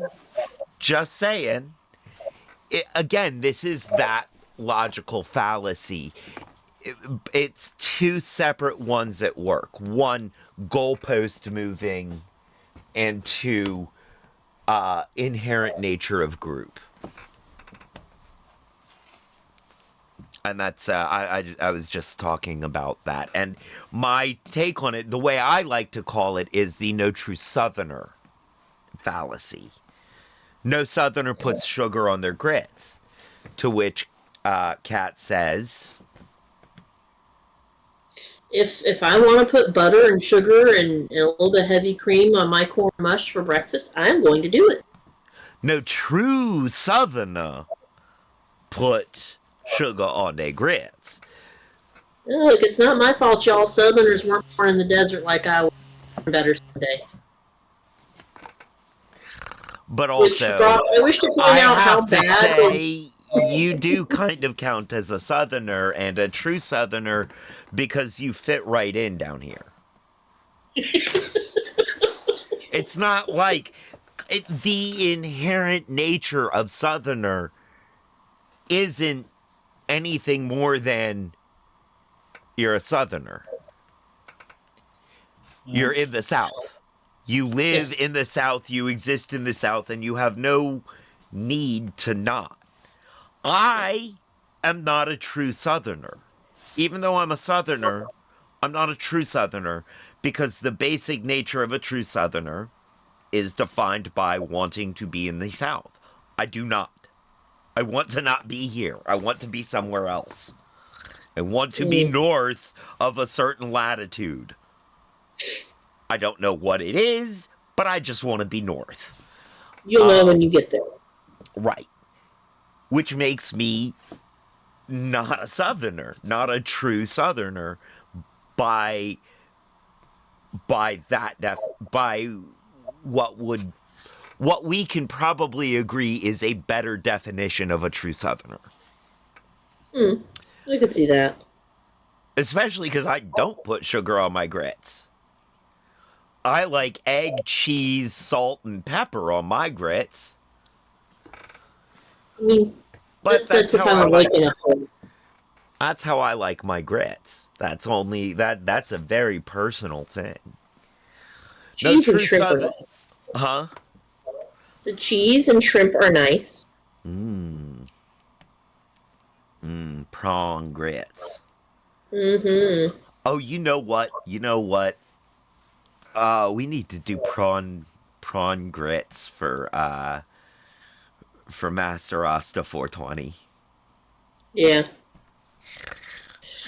Okay. But while we're stalled out on food and stuff, and I'm thinking about it, Brock, you were right. Mhm. His Arizona accent was really, really wrong, and I just entirely.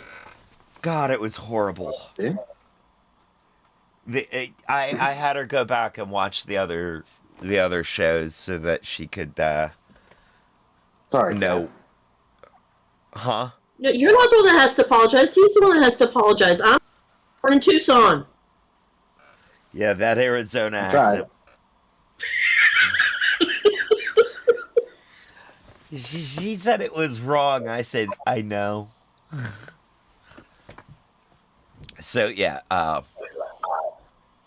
let's get back to his examples of the no true Scotsman, which are, oh, I know what it is. It's this. It's the no true Scotsman fallacy that I've heard in a ContraPoints video. No, not a ContraPoints video. A philosophy tube video.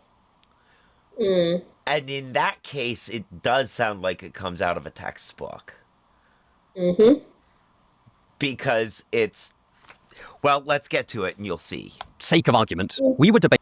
As fun as this looks, we've got a better way to kickstart your day. At Tropical Smoothie Cafe, we're dishing out bowls and breakfast faves full of creamy, crunchy goodness. The only thing ice cold is our smoothies, of course. You're on Tropic Time now. Sign up for the PF Flat Card and get your first month free. $1 down, $24.99 a month. Debating whether philosophers made good lovers. You pointed to a number of philosophers who either were or would make very poor lovers, say Nietzsche, Schopenhauer, and the numerous monastic thinkers throughout history. But I then reply, aha, but they must have not been true philosophers. The philosophers make great lovers. I've heard that in more than one... I'm pretty sure I've heard it in more than one place. I know now this is at least the second place I've heard it. And yeah, Schopenhauer sounds like he would have made a terrible lover. True philosopher is a phenomenal lover. This is a classic example of the no true Scotsman fallacy. I am changing my definition on the fly to reply to a counterexample. The thing is, there is nothing logically wrong with this. Logic cannot dictate definitions, and if I suddenly want to define philosopher in a weird and wonderful way, there is no logic police who will come to my house and handcuff me to my radiator. Yes, Formal logic can only kick in once definitions have already been established. But no true Scotsman still breaks a key rule of argumentation. It is dishonest. People out there. What? I've got people in the UK. I didn't say you couldn't. I just said it's going to take a little bit of effort. Nah.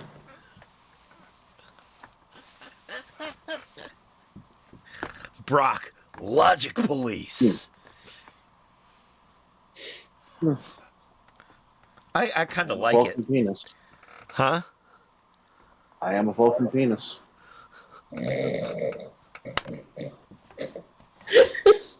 I'm not putting together No merch. wonder they're so peaceful. If I had a part that big, I'd be cool with everything too.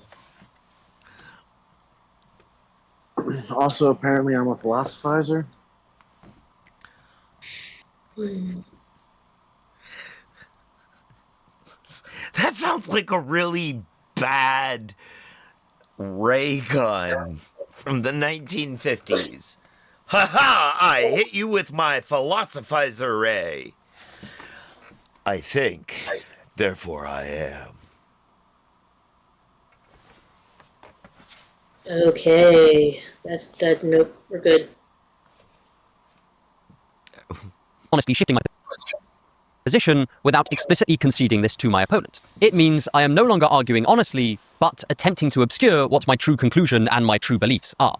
The same goes for the Mott and Bailey fallacy. This is where an arguer has two positions which they shift between at will. The Mott is usually an eminently sensible and defensible position, but one that is much more modest, whereas the Bailey is a far more extreme position that is taken whenever the arguer is not being directly challenged. To use my normal outlandish example, imagine that I am the leader of the puppy-hating party of Great Britain and Northern Ireland, and I want to argue for the complete eradication of puppies. I know that my position is highly unpopular. So, I conceal it using a Mott and Bailey fallacy. My Mott is, I'm just letting people know that some of these puppies will inevitably bite people when they grow up.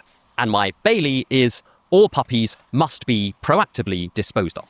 Whenever someone challenges my second extreme position by pointing out that most puppies will grow up to be harmless, I can then say, I know that most puppies are harmless. I'm just telling people that some will inevitably bite when they are fully grown.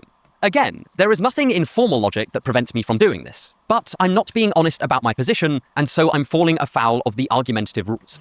Then there are burden of proof fallacies. This is where I unjustly try to make someone else bear the burden of proof when it truly rests with me. For instance, if I were arguing that goblins control the weather, and someone else asked me to produce proof, and I simply said, well, you can't prove that goblins don't control the weather, I am trying to make the opponent take up the burden of proof when I'm the one making a novel and unusual claim. It's not always the person making a positive claim who has the burden of proof. If I'm defending the idea that the Earth revolves around the sun, and someone else simply wants to say it's false that the Earth revolves around the sun, then they're making a negative claim and I'm making a positive one, but they still have the burden of proof, because the generally accepted position is heliocentrism. This doesn't by itself mean that heliocentrism is correct, but it does mean that if the goal of an argument is to persuade people, it definitely requires disproving rather than the burden beginning on the heliocentrist, so to speak. The strawman... heliocentrism is not entirely correct. It is not the whole picture. If we're taking simply the picture of the solar system, it is the most accurate descriptor of our celestial movements. Yes. It is the most accessible on the simple versus accurate description. How's that? Because even Helios, even just looking at our local solar system, there is an effect on lateral movements based on the fact that we are all moving forward. Mm-hmm. However, The sharks know this. huh? The sharks know this. They've been around twice. Right, they've seen it happen. However, my question is,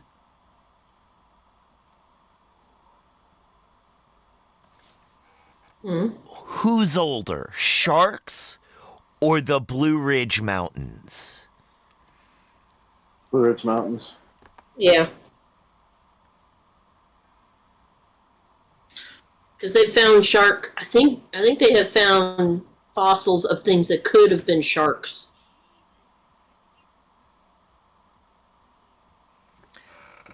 There you go.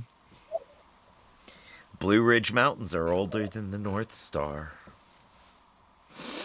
Wait, what? Sharks are older than the North Star. Yeah. They're older than the rings around Saturn. Yeah. Who's older, sharks or the moon? Oh. I think they're about the same age. All right. No, I'm gonna have to disagree. I'd have to say sharks are older. I have to My disagree. reasoning for this. Butt cheeks did not evolve until after sharks, so therefore the moon did not exist. Fair enough. Ah! And see, folks, this is an example of how the language game of stand-up comedy has its own rules.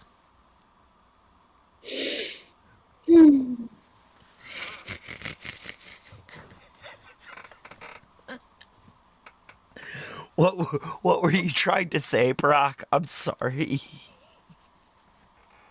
The moon is older than sharks. Okay. It busted off the planet or got whatevered before sharks. I mean, the moon was part of the Big Bang before amoebas and stuff like that Are we sure? started forming life. Okay. No, but a smarter person than me has said this, so I tend to believe them. Because I've also heard theories that the moon is was formed out of a collision with the planet, like something collided with the planet and knocked off a bunch of chunks, and the chunks became the moon. I've heard several different from people smarter than me that I would defer to as experts in the situation, because they have degrees in astrophysics. They have degrees in so it is sort of, but They're supposed to know what they're talking about. Right. So you're saying the moon is planetary vomit? Yeah. It's solidified chunks. Yeah. Let's go more for a scab since it got knocked off, but I've also heard the other side of that the moon is its own separate body that just happened to end up where it is. Or, or it formed separate from the Earth in the same, around the same time as the Earth formed itself. So I don't, again, all of these theories coming from people smarter than me. So I don't know which one to take as truth. So I don't take any of them as truth. I take them as theories. Fair enough. Which is why my next question I don't think is answerable, because I don't think we can I don't think it's currently answerable. I think there are ways for us to find out, but we have to do research into the moon to find out.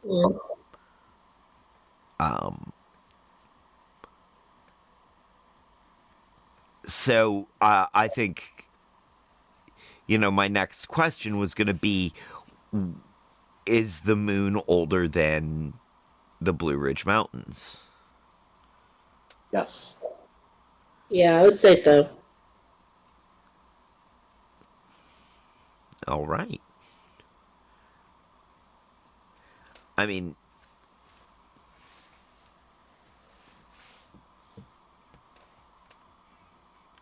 again, I don't think we know enough about the moon. But I don't know what evidence, your expert has. He's an astrophysics I mean, yeah, granted. professor, so. But again, some of mine are too. All right, well then just whoever's the prettiest. That's who you listen to. Right? No, I think we can.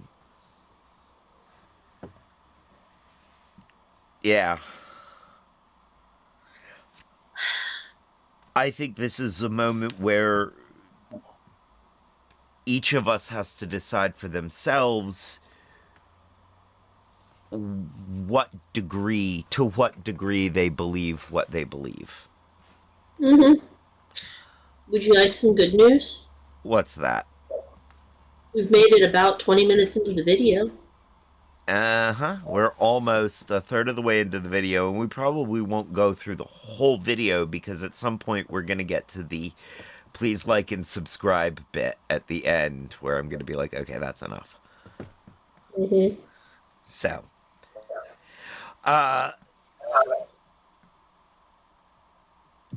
yeah, that's the, I mean,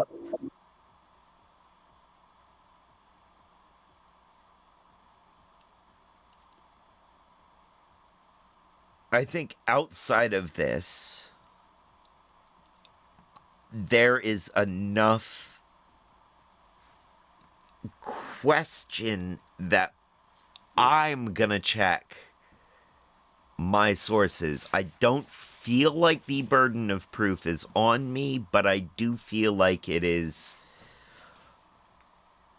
I do feel like I might want to be sure in my saying we don't know. Although, it doesn't strike me that this specifically is as important a thing to be in agreement on. I think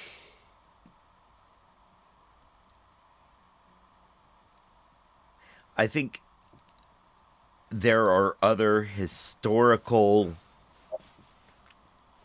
sorts of things that are more important to be in agreement on, such as things like humans and dinosaurs didn't exist at the same time. It's not like, well, we don't have enough evidence and I'll just keep my mind open until we do. No. We know that that was not a crossover. We are aware. We have, and even though I'm not an expert on this, Are you saying the Flintstones lied? Yes.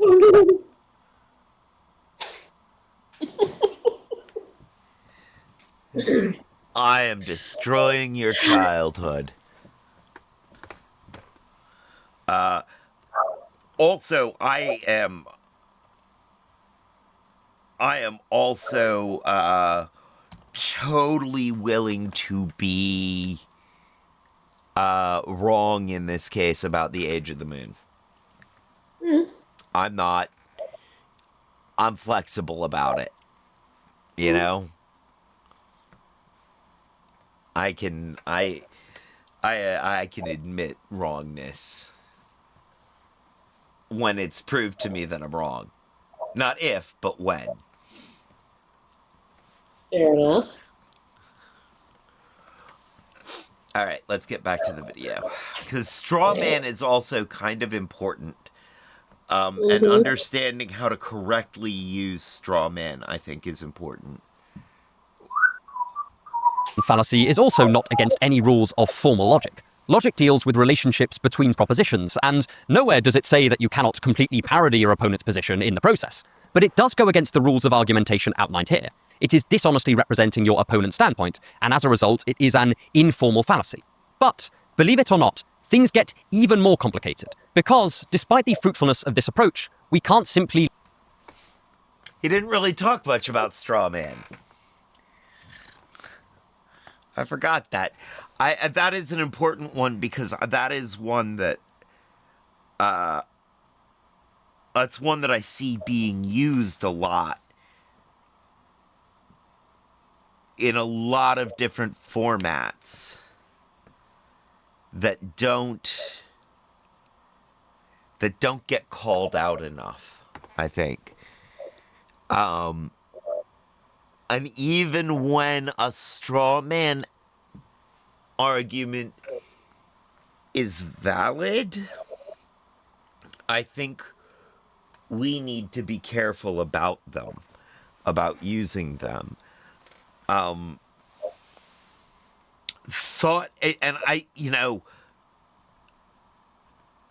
experiments are literally straw man arguments.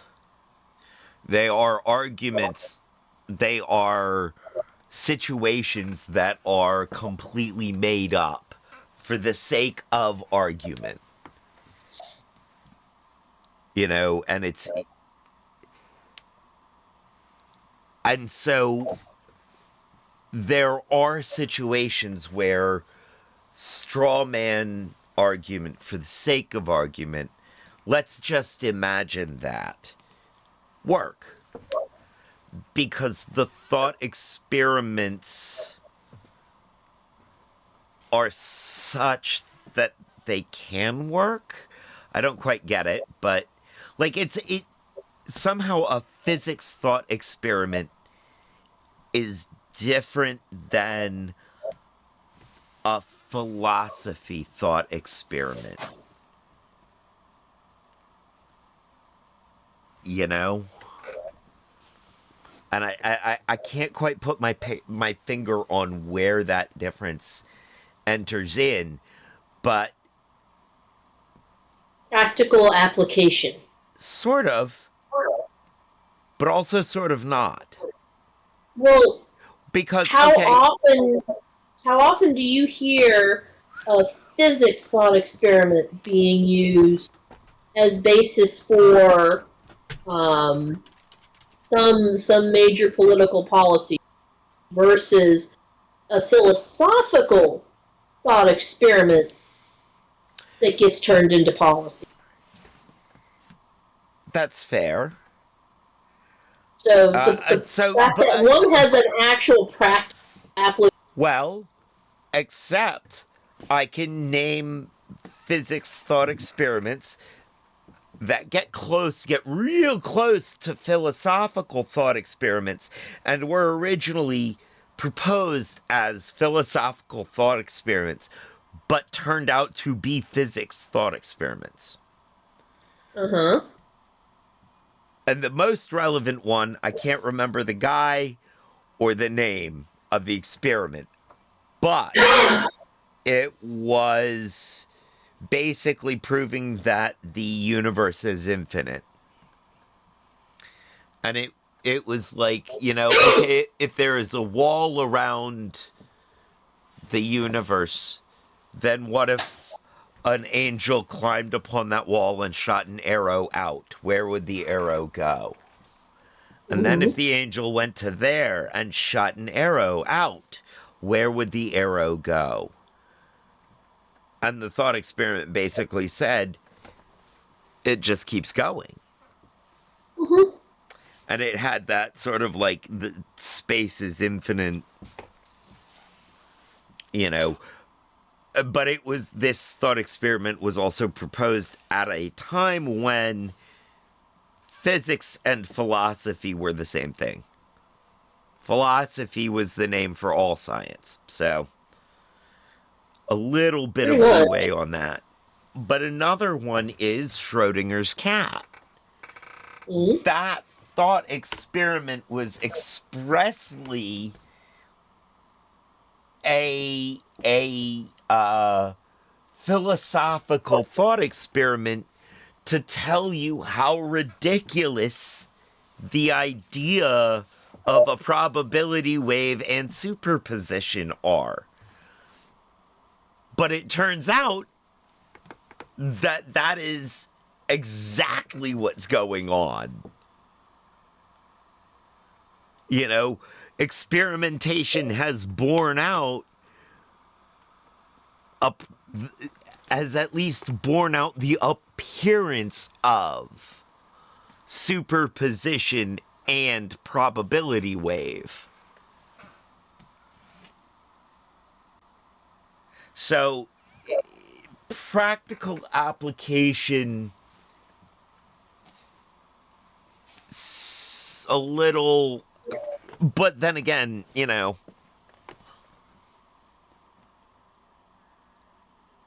the practical applications of which I speak are different from the practical applications of which you speak.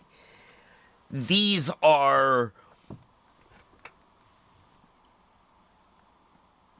practical applications are used in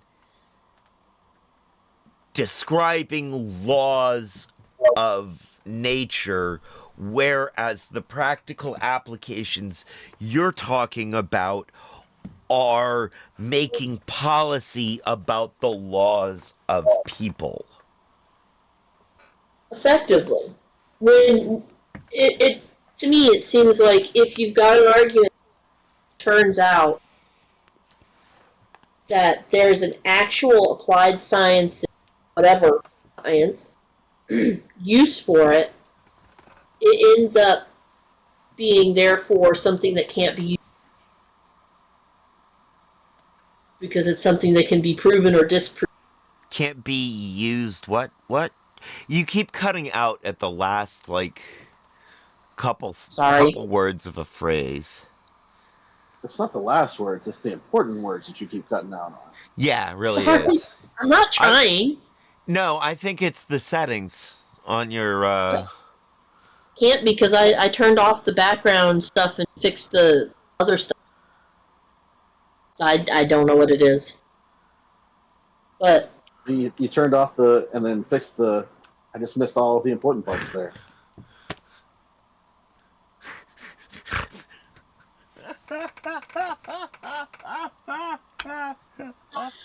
one day, Trevor's going to make sure that I get to.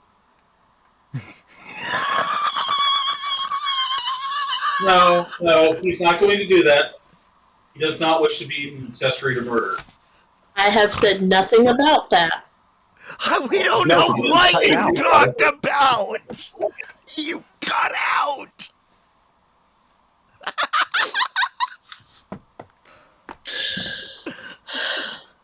Try talking through Peanut Gallery's microphone.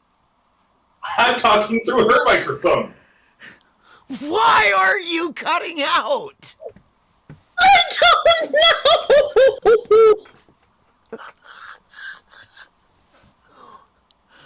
Oh my goodness. You can't hear me. The microphone hates me. I don't know.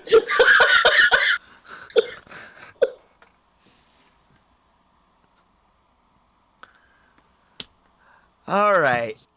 Let's try all of this again. No. Okay, let's not.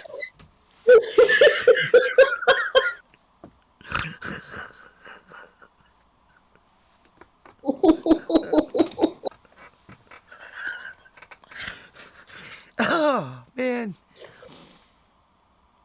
This is why we are comedians here. Because even when we try to take life seriously, life does not take us seriously.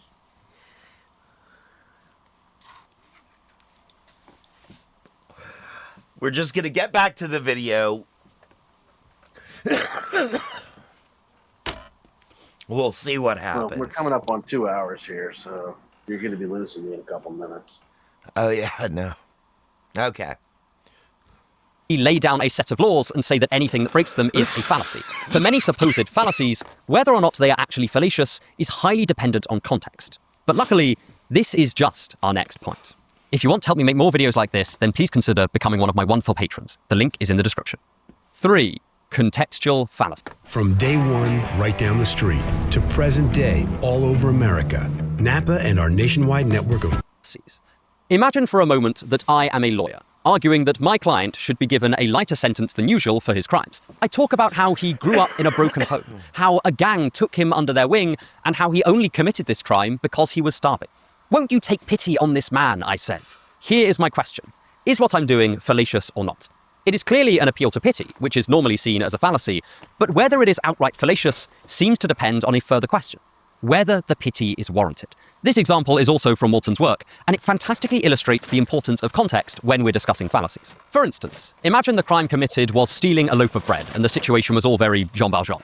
In this case, most people think that the appeal to pity would be somewhat appropriate, since most think petty theft is less worthy of condemnation when it is committed out of desperation. However, if the man was guilty of a triple homicide, then most think the appeal to pity is now entirely inappropriate. You can't try and make us feel pity now, we want to say. You have already done the near unforgivable. Walton argues that whether the appeal to pity is fallacious or not cannot be established by simply looking at the argument. We must also look at the context in which the argument is given. And he is not the only one. The same point is made by Christopher Tyndale and has become mainstream among informal logic scholars. Another pretty good example of contextual importance is the ad hominem attack we looked at earlier. Before he gets to the ad hominem attack, I do want to talk about the appeal to pity, because that was something that, the appeal to emotion was something that I noticed, I noticed that Kudo was making appeals to emotion in the pity me, I feel attacked. Pity me, I feel pushed out. He didn't say pity me, but he said, you know, I felt attacked. I felt pushed out. I felt not accepted. I felt, and it's, I'm not saying that the feelings are fallacious. I'm saying that the appeal to his feelings has less weight, carries less weight than our appeals to feelings, appeals to emotions on the same subject or in the same circumstances. By our, I mean queer people, non-binary people, people who have a handicap, people who are not men, people who are not white, you know, people who are neurospicy, people who are, anyone who is not the status quo, has more validity to an appeal to emotion about this than the validity of the appeal to emotion from the status quo. That's what I will say. What I will say will give someone a automatic strike against appeal to is when they have specifically denied you an appeal to emotion. Such as the quite common bumper sticker that I have seen that say, F your feelings. right. If you have that, if you're saying F my feelings, then your appeal to emotions is completely Invalid. You have invalidated your own appeal to emotion. That is fair. And I'm not necessarily saying F your feelings to cishet white men. I'm saying that it's your status quo. They carry less weight, right? Overall, because you have had the bonus of the weight for so long. Less weight to me, at least. You know, less weight in my spaces. I had this situation recently where I was at someone's house, at someone's house that, well, at they're renting a room from someone else, and I was hanging out, and the person they're renting a room from popped in, dropped a casual racism as a joke, and then was like, oh, I didn't mean to offend you, or, you know, I hope you're okay with it. And I was like, you know, hey, maybe a joke you can only make in certain company is a joke you shouldn't make in any company. But B, I'm not the kind of person who's going to come into your house and tell you that you can't drop a casual racism. So this happened at my house.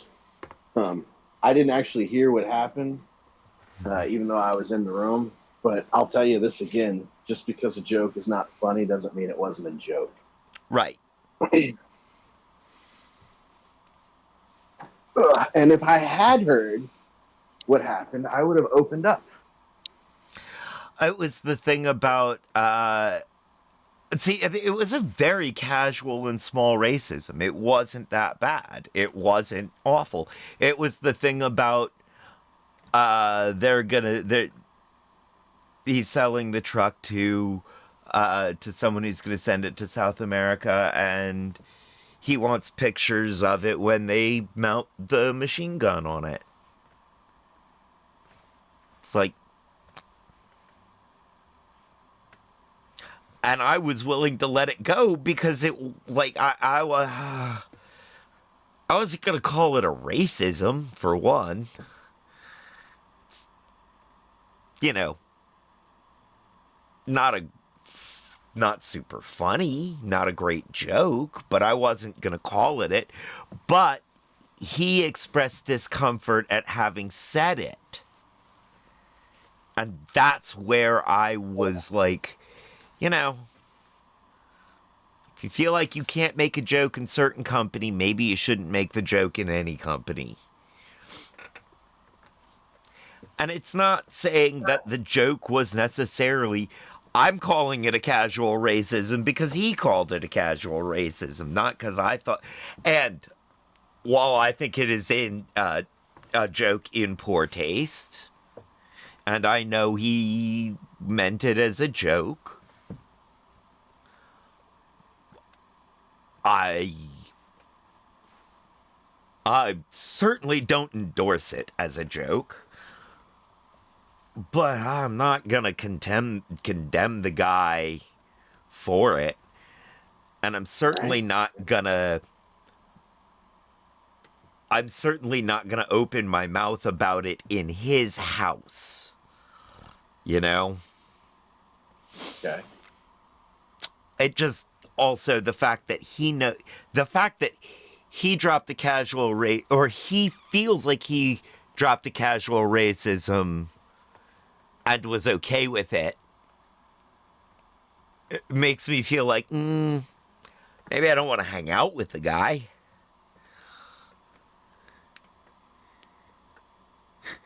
Yeah, well, I mean, you know that I have pretty much all of my stuff in my room, so. Right. But if I stopped hanging out with people because they made bad jokes, I wouldn't be here. Right. I feel seen. But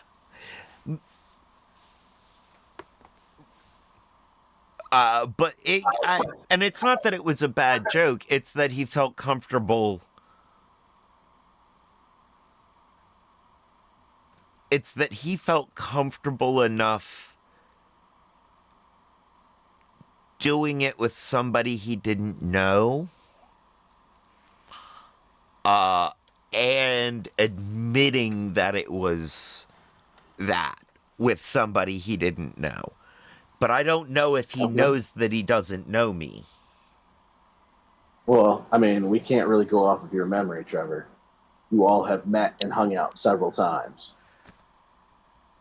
Have I seen Van Wilder?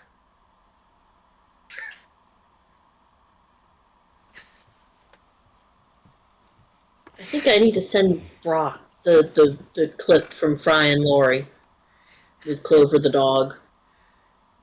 Well, I've more than likely seen it. Probably. I'm sure. Yeah. You know, he may think we know each other. I don't think we know each other like that. But then again, if he does know me like that, he knows that I am that friend that is too woke. Like, while I'm not gonna be a dick to him about making edgelord jokes, I'm not gonna be cool with it either. I mean, until it hits a certain point. Obviously, there is a certain point at which it's like, okay, you know what? I gotta say something out loud now. But he doesn't strike me as the type of person to hit that point. Just sort of like... But I don't know him. I obviously don't know him. Even if he feels he knows me, even if he does know me, he's not in here in my memory, so I don't... This is going to be... The older I get, the more this is going to happen. And the more my memory is going to get questionable. That's okay. We'll just, attach a Rolodex to your belt on a chain and go like, oh yeah, you. Right.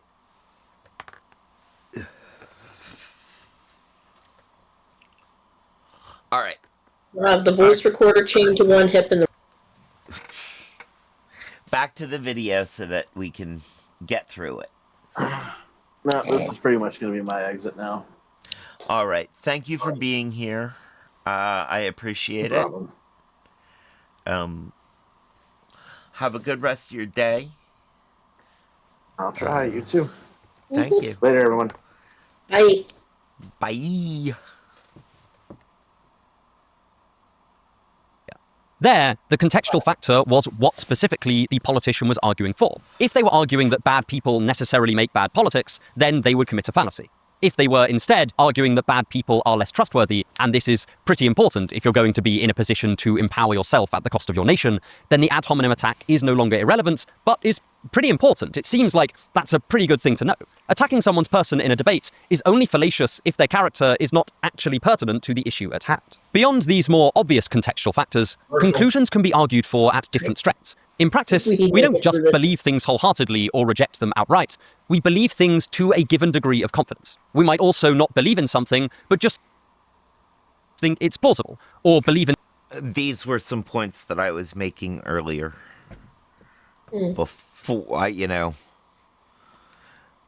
that I obviously, some of the language for the points I was making came from having watched this bit over and over again. In something while recognizing that it is only probable and not definitive. And this has a real bearing on whether a given argument is fallacious or not. This is, again, pretty evident with an appeal to authority. For example, if I were arguing that the Earth was flat, and you pointed out that almost every expert on the topic agrees that the Earth is not flat, this does not refute any of my flat Earth arguments directly. However, it will be enough to throw doubt upon the conclusion, shift the burden of proof in my direction, and warrant further investigation on my part. Say the recent South Pole experiment, which demonstrated that the Earth was definitely not flat, or any of the other numerous experiments along the same lines. The appeal to authority was justified for a particular conclusion, establishing the definite uncertainty of the flat Earth hypothesis. Then, this allowed for further investigation, revealing that the Earth was not flat. Context is especially important when thinking about inductive arguments. Some fallacies, like the slippery slope fallacy, depend almost entirely on whether there is sufficient evidence for the slippery slope in question. For instance, when debating whether euthanasia should be legalized in a given country, people tend to point to where euthanasia laws have gradually expanded from just applying to painful terminal illnesses to more and more cases, such as Why would anyone want to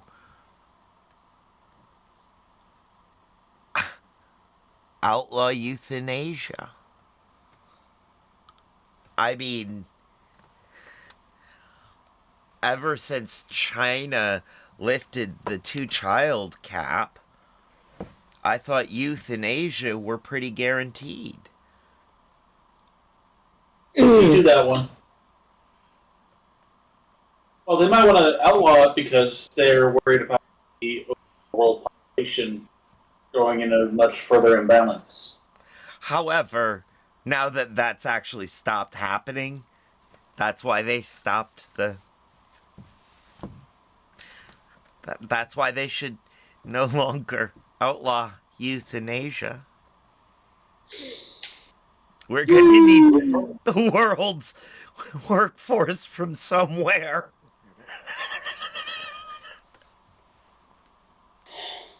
I'm so sorry. I'm so sorry. I'm Someone's got to make your Nikes. Oh, man. That hurt even more. That hurt even more. I'm glad I could drag it to a darker place. I mean, it was already pretty dark, but hey.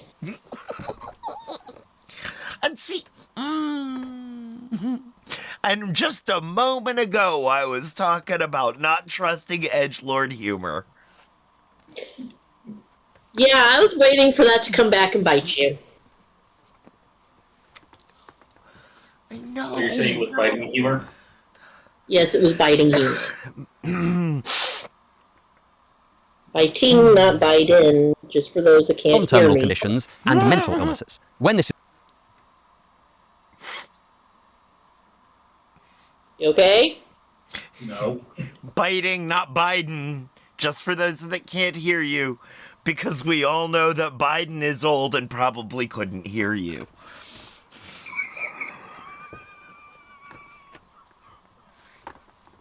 Just so that we know, I don't only aim at the right. Oh no, we took plan during the scripted shows. Planned. I mean, Kamala is a cop, so you know how I feel about that. Yes. Okay. is brought up, some people accuse it of being a slippery slope fallacy. But that depends on, 1, to what extent these expansions have actually happened, and 2, whether the new country's legal system is sufficiently similar to those other countries that the expansion might plausibly happen there too. It also depends on how strongly the conclusion is argued for. If the arguer thinks the slippery slope will definitely happen, then that is fallacious. No inductive reasoning can justify such claims. Whereas if they're simply saying that this evidence makes it more probable that the slippery slope will occur, then that is not fallacious, but a standard application of inductive reasoning. Again, this is all assuming that their premises are correct. Similarly, some standardly fallacious arguments can't prove anything is true, but they can shift the burden of proof in some contexts. This is often the case for the argumentum ad populum, or the appeal to popular opinion. If the majority of people woke up tomorrow believing that the sky was green, that would certainly not make it green. You want ads that drive results. That's why we built Roku Ads Manager. Sign up at ads.roku.com. Well, that also depends on what sort of weather we're on. This is true. When you're not blamed for a condition. Where's somewhere in which green skies happen? Oh. We're talking about green sky. Tornadoes. Banana, and your little dog, too. Yes, if the sky is green, not only do you need to convince people around you very quickly that it's green, you need to convince people around you very quickly to take shelter because the sky is green. Yeah. And your little dog, too.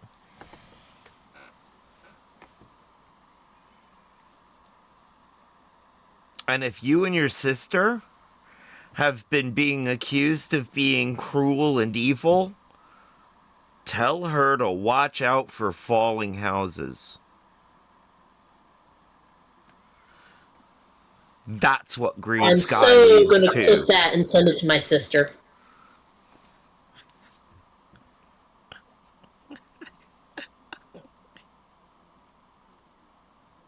Actually, no, I'm going to clip it and send it to her husband.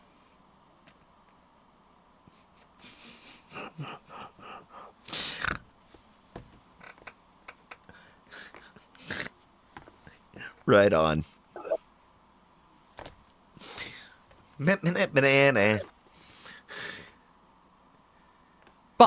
it would mean that it's plausibly on us to convince them otherwise. This is because if we assume that the goal of our argument is to persuade, then in this case, persuading the most people requires refuting their beliefs, and in this case, positively arguing that the sky is not green. Here, the justification for moving the burden of proof is practical rather than philosophical, though this too will vary from context to context. A publicly elected politician has to care a lot more about what the majority thinks than an academic, who will largely pay attention to academic consensus. The contextual factors just never end. Sometimes what counts as fallacious depends on pretty wide-ranging philosophical beliefs, like what is right and wrong. This is clearest with the argumentum ad baculum, or the argument from force. A classic example of this is believe what I do or I will hurt you.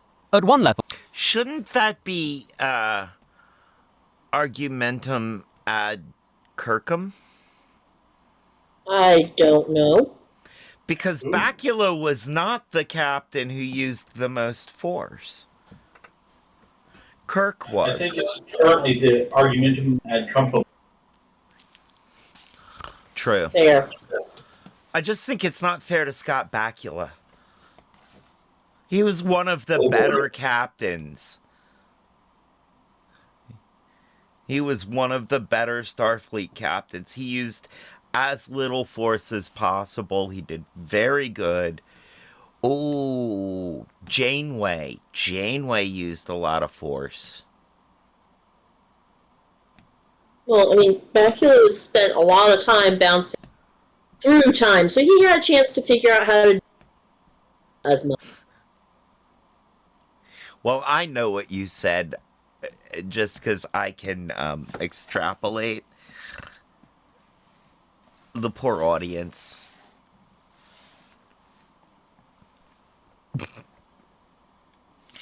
Only cuts out during the important bits.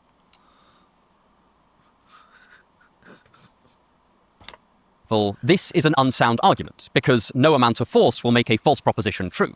But sometimes warning of consequences is perfectly reasonable. For example, if you're about to steal a car, I might say, you shouldn't do that. You'll go to prison. Here, I'm assuming that you want to act in your own best interests, and I'm reminding you of the likely consequences of your actions.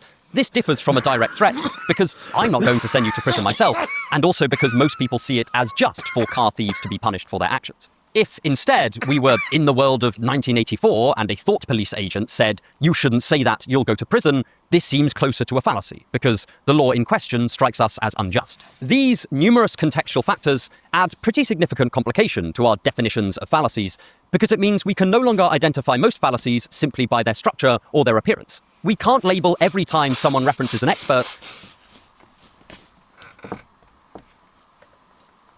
We can no longer identify fallacies by their shape or structure. I agree, because I know a lot of people who've got big fallacies that you can't really see them. But man, they got some BDE. I have a few friends who may not have the outer bits, but they walk around bow-legged because their fallacies are so big.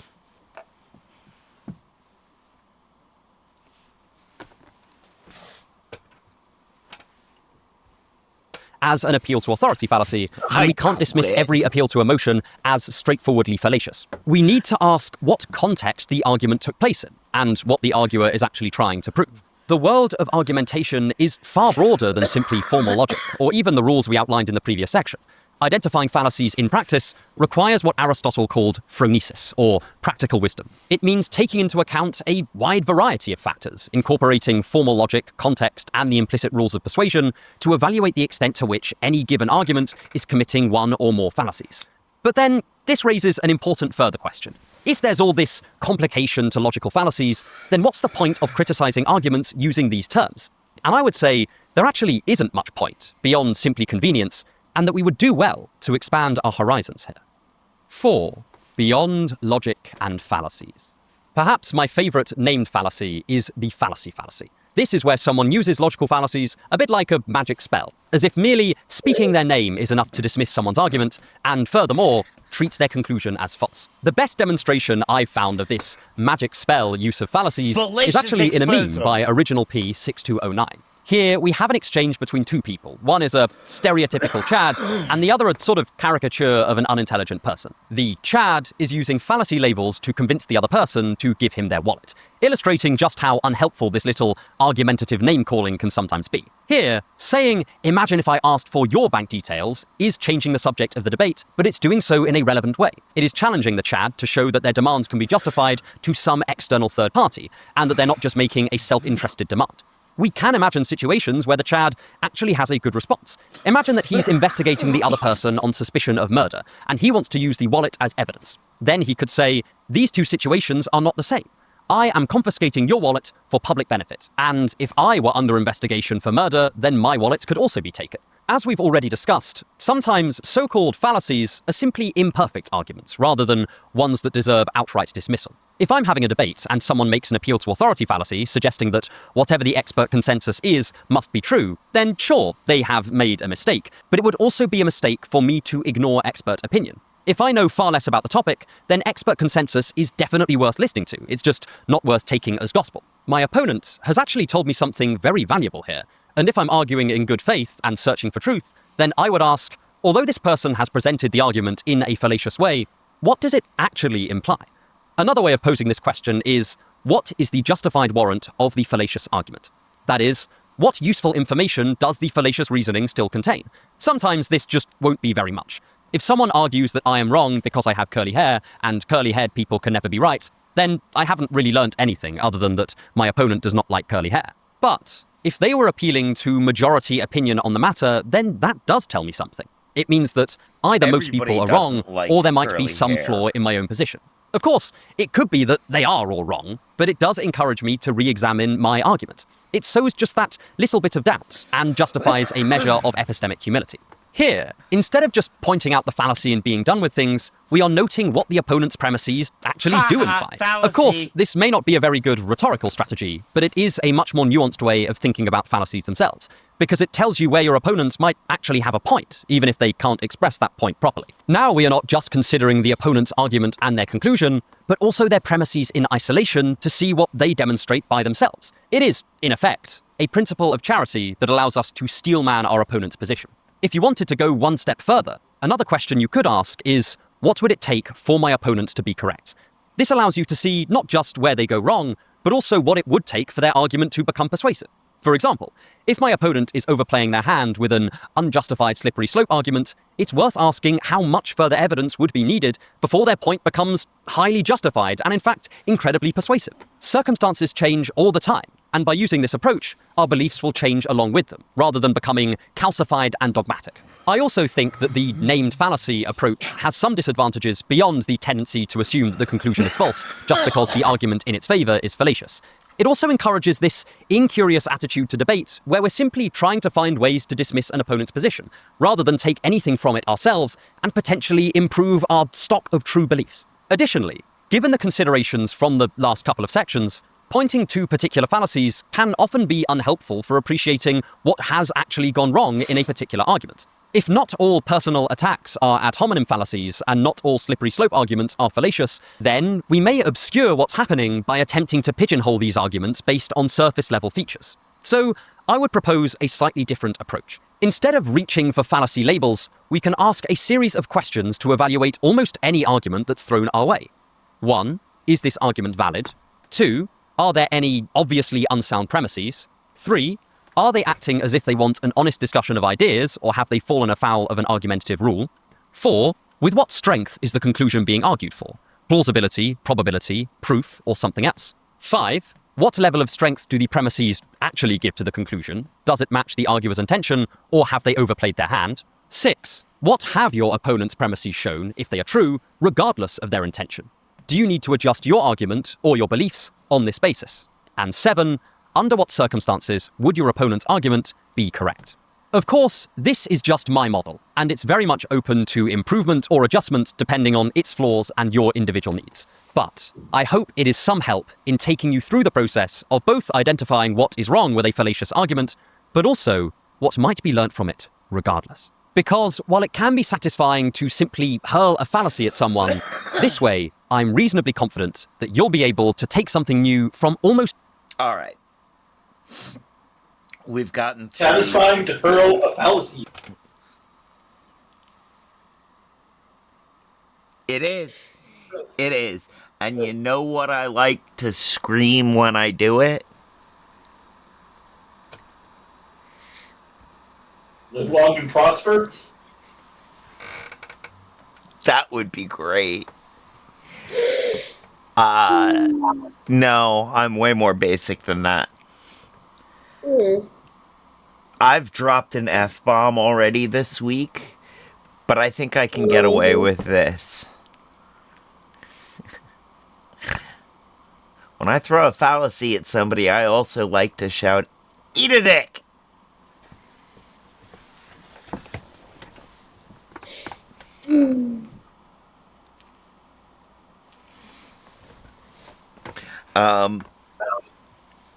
So, that was the video. I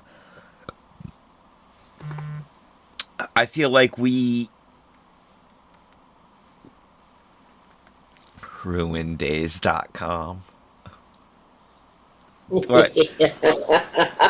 I don't want to know. I just know what it is. No, you want to know. Take a look when you get a chance. Oh, good lord. Oh, good lord.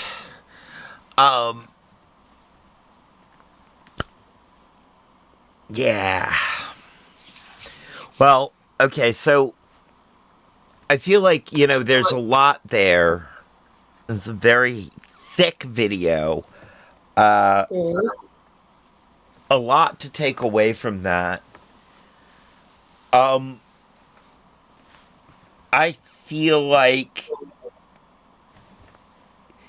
in current application, this has been helpful to... It's been helpful to me in identifying how I feel about what's going on in the Discord. You know, it's helpful for me to point to the things, to these specific things and say, I feel like these are the reasons you're here in bad faith. Or these are the things that describe how you're here in bad faith. I think it's been good to hear y'all's perspectives on it,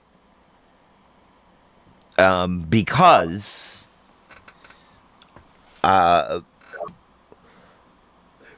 it lets me know that I need to look at... There's something to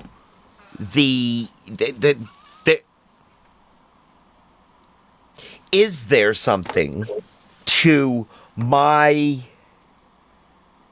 feeling about the transitive properties of bad faith? I think what you need to look at with that is how that applies to yourself. How that applies to myself? Right.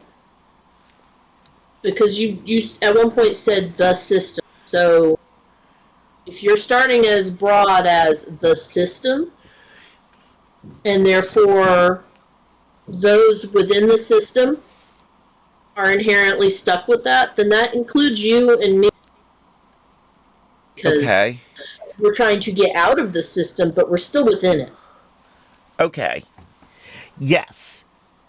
And yes, I do try to turn that inward. I do try to look inward with that.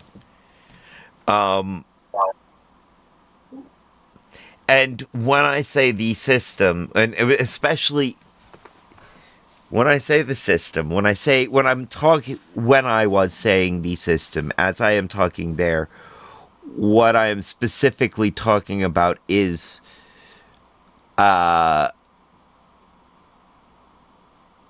systemic racism, systemic sexism, systemic... The systemic... These things that are designed into the bureaucracies and technical systems of government and society. These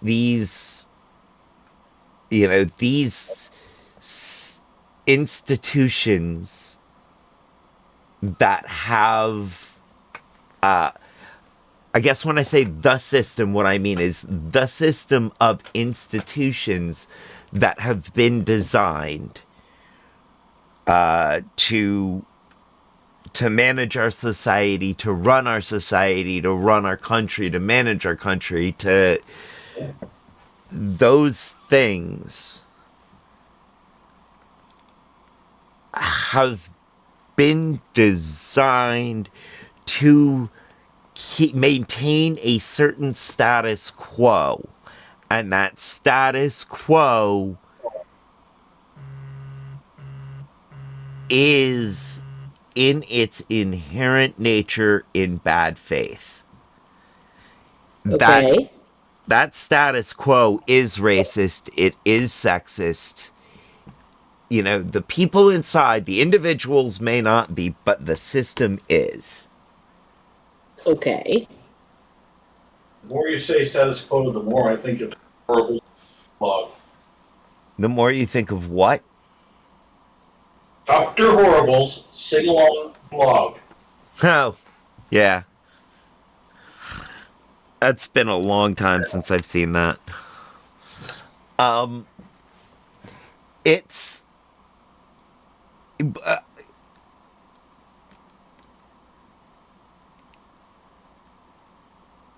it is the thing though. Like that's the system, that's the man. It's Yes. the system as it is that wants to remain in power, that will actively remove power from its constituent parts to maintain the power structure it has.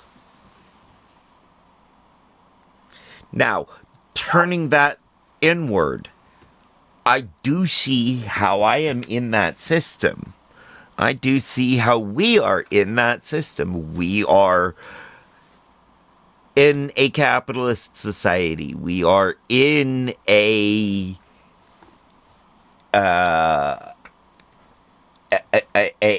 patriarchal society. We exist in these systems.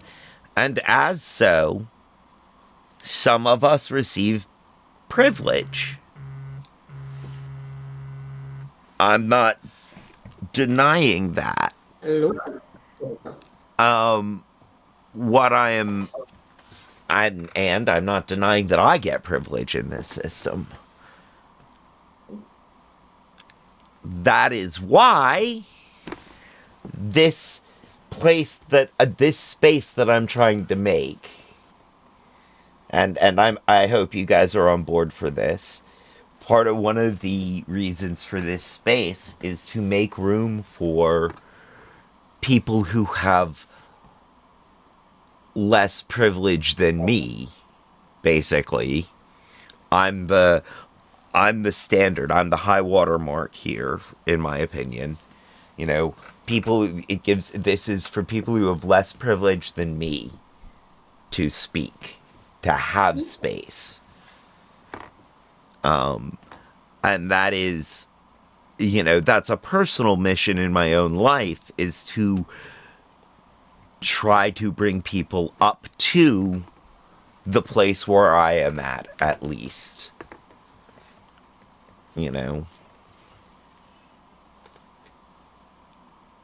And so that's when I turn that ethos inward, that's what I see.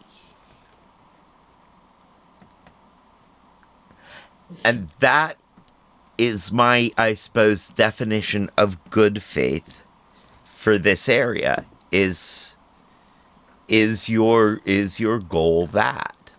Or are you at least on board with my goal of doing that?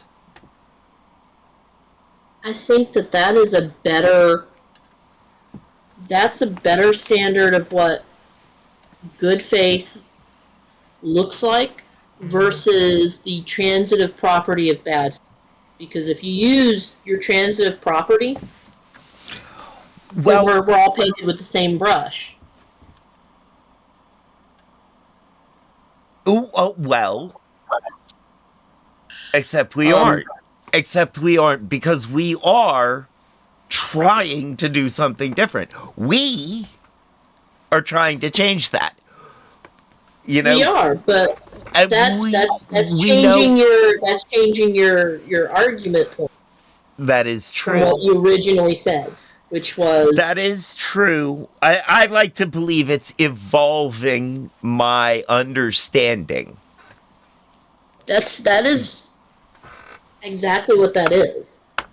I am evolving my understanding. I am giving up the untenable position that I had and evolving my position.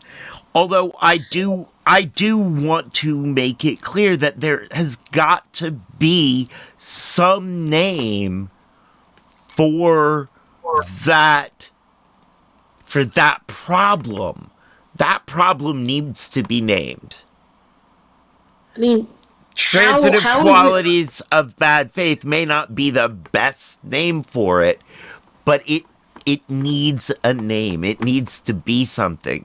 I mean, A name How I've is the heard name it recently. already has not good enough? What name is that?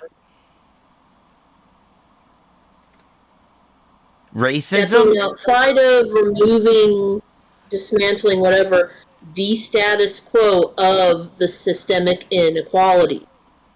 Because that's a lot to say. So shorten That's it a to lot of words. That's so many words outside that the system. outside Changing the system.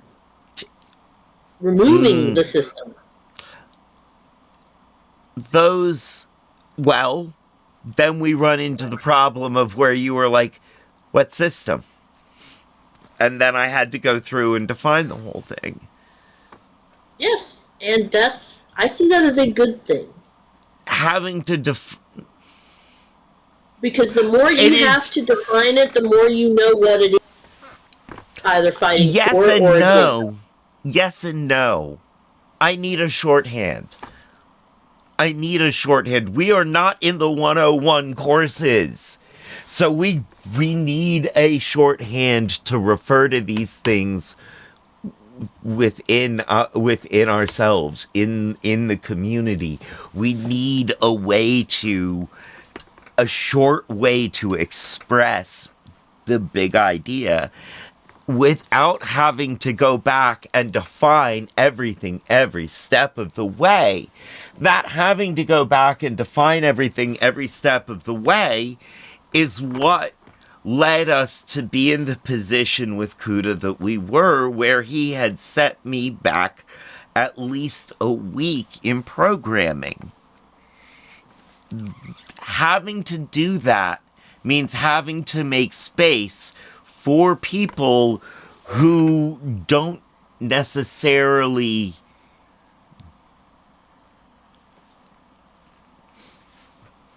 who aren't necessarily asking for the space in a constructive way. It is a destructive, while it may not be a conscientious bad faith move, it's still a destructive move. I think I appreciate hearing it as a destructive move over bad faith, simply for the conscious versus unconscious area.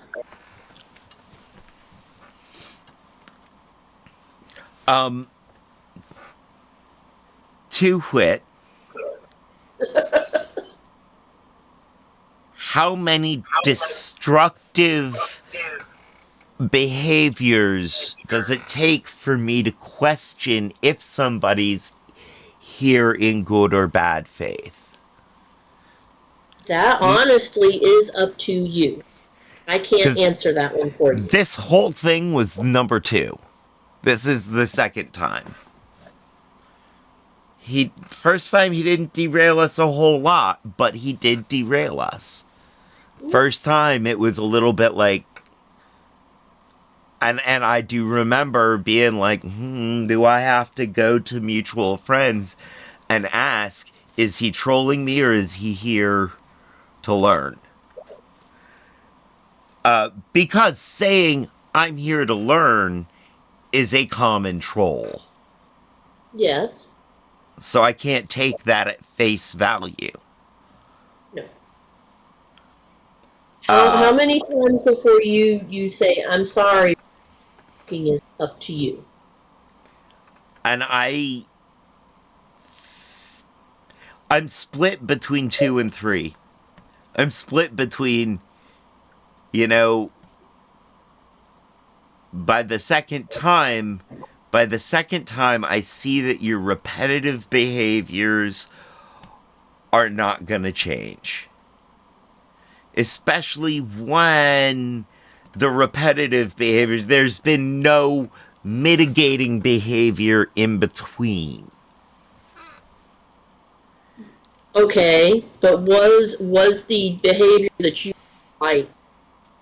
brought up and called out? Because if it was just allowed to go on and it was not addressed, then there's no basis to say that it is a repetitive behavior and there was nothing mitigating. Because nothing was done to tell them they needed to. I believe Brock was. I believe. Because, okay, so I don't necessarily remember what happened first time, but the way I do think I remember it was, you know, Alright, well, question, was the first time Tuesday? No. Tuesday was the second time? Yeah. So Tuesday was the second time, and then Thursday would have been the third. Well, I consider this whole debacle number 2. A big pile of number 2. It is a big pile of number 2, but you have separate days where things happen. Okay. Okay. So It this is 2 and 3. Yes. So now, going by that, I would say if the first time it happened and Brock addressed, the second time would be Tuesday, and it was definitely addressed and kind of started there. Yeah. And then between Tuesday and today, it went from back and forth during stream talking with you to being posted in the Discord the way it was, and more back and forth on the stream. I said that would. Okay. The other thing I would say is refer back to the server rules. That is a good point. I haven't really looked at the server rules in a hot minute. Well, the very first one says be kind. If you've tried Rewind. If you've been doing the kindness thing. I mean, so it says be kind, right? Mm-hmm.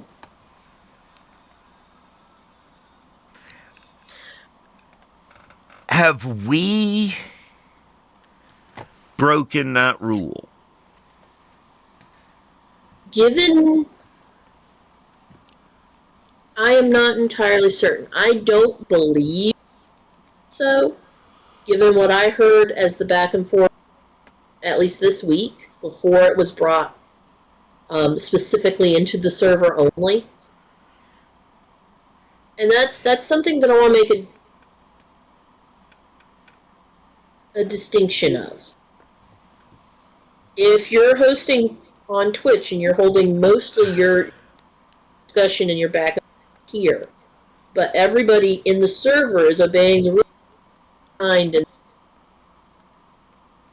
then that means that they're there trying. They may be trolling you absolutely on Twitch, but if in the server they're behaving, then that shows that they're trying to follow the rules.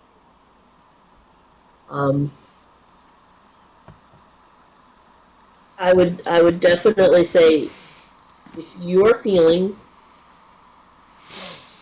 unsure about motives, then that is a good reason to be like,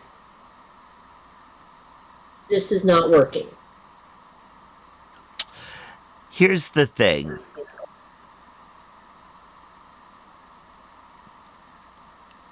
There's another part of me that feels a little gaslit here. Okay. It feels like someone's going, you know, oh, I only did these little things. Why are you so mean to me? And the little things are actually things that, like, upset me. And then when I'm like, because you did something that upsets me, and they're like, and then it ends up being, after that, public, happening in a public forum, I end up looking like the crazy or mean one for being like, look, what you did hurt my feelings. What you did upset me. I need you to not. I need you to. And it ends up looking like I'm the crazy one. Mm-hmm. And I feel like I'm sort of on that path here. Mm-hmm. I feel like I could have run afoul of being kind, but I also feel like there was justification for it. And I feel like, I don't know that I have proof, but I feel like what happened is he said these things to that pushed buttons. He said these things that pushed buttons, but he did it in a way that was not overtly mean. A sort of like I'm just asking questions. I'm just making observations. I just voted because I think something. And it's like, but the extenuating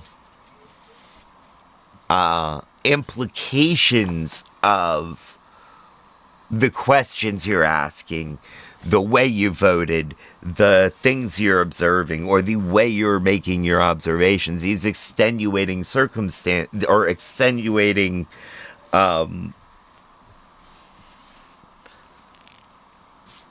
aspects of these things are harmful, and they are not kind. They are not kind.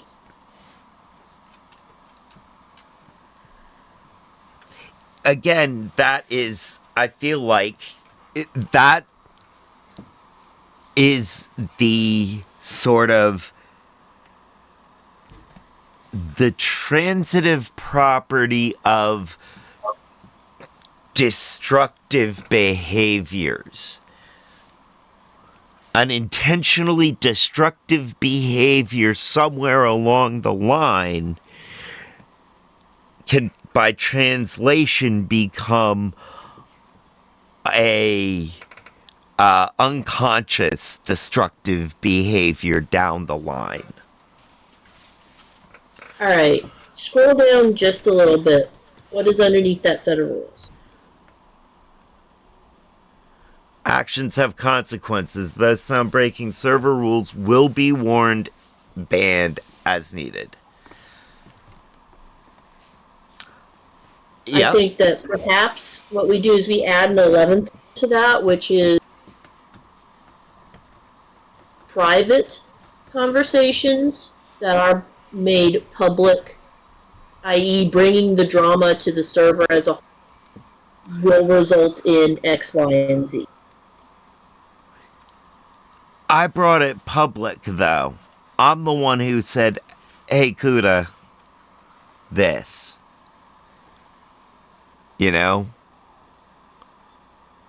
I'm the one who, because it was just on Twitch before it became that.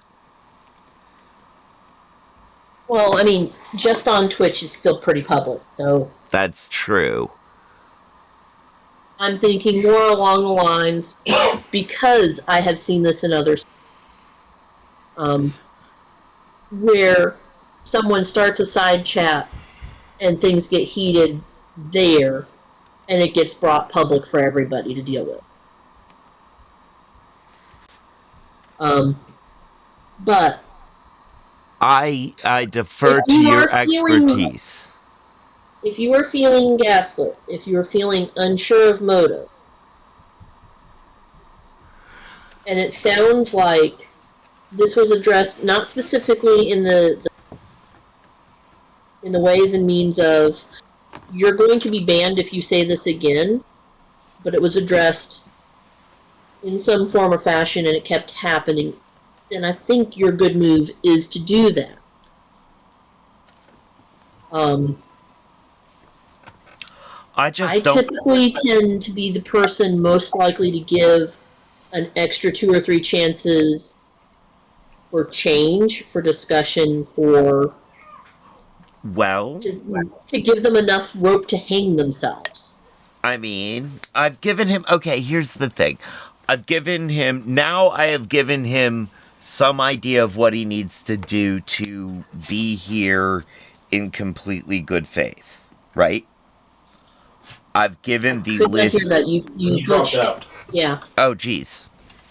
I've given him some idea of what he needs to do to be here in completely good faith, right? Mm-hmm. And that is catch up on the classwork and not delay, catch up on the classwork and the homework and not delay class by requiring special dispensations.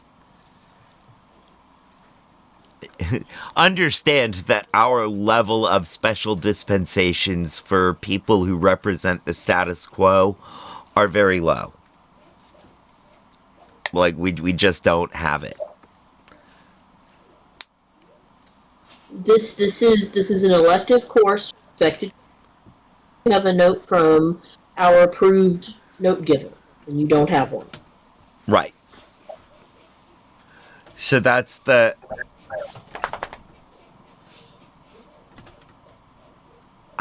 okay, that's what that sound is. That's the, I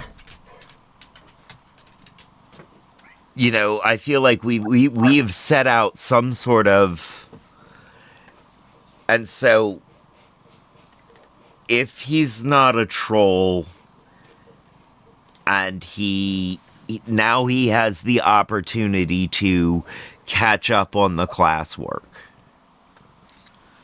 He is on probation, obviously, because one step out of line and Brock is all over him. But essentially, we've given him the opportunity to catch up on the classwork and the homework and not delay class.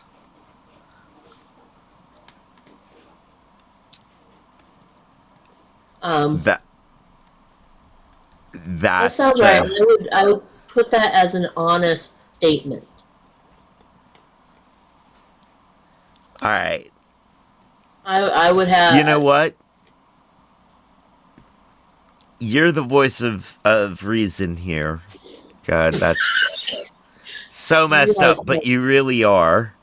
It is. She's a talking chocolate covered raisin. Yep. I think you need to. I think I would appreciate it if you would. You don't need to. You ain't got to do nothing. I would appreciate it if you would weigh in with that.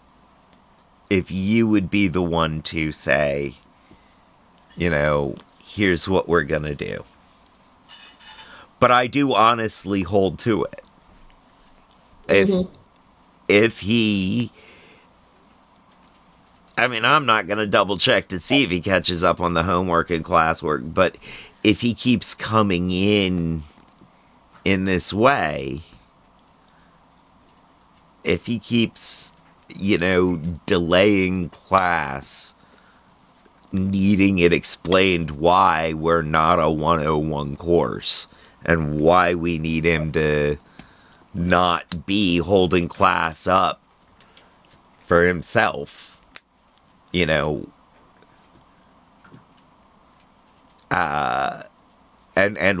how he has moved the Overton window, how he is when he does this, he moves the Overton window. He shifts the conversation away from what we think is important, what's important to us,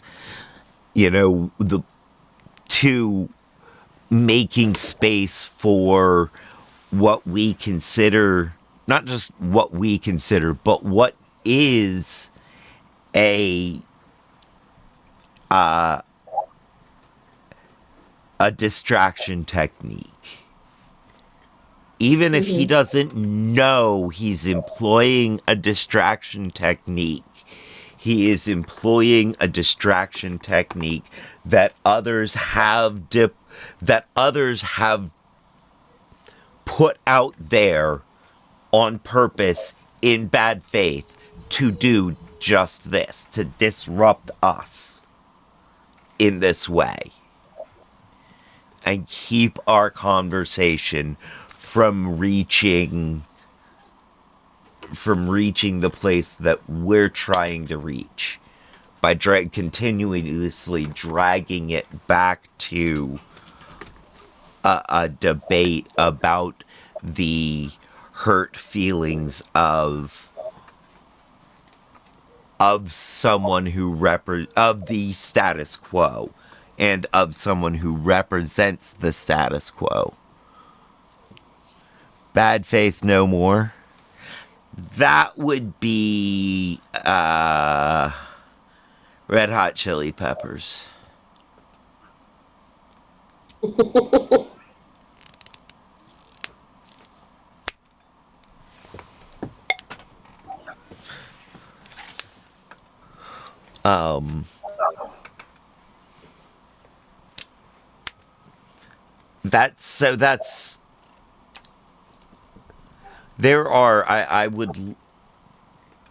I'd like some good shorthand for the idea, and I've learned shorthand for it. It's called Afro-pessimism. Actually, just learned that today in that little Bill video I watched about it. About the movie They Clone Tyrone. Afro-pessimism, or what I tend to call the way things are right now.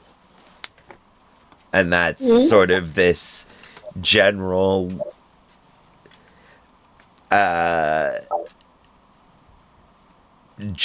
systemic and some,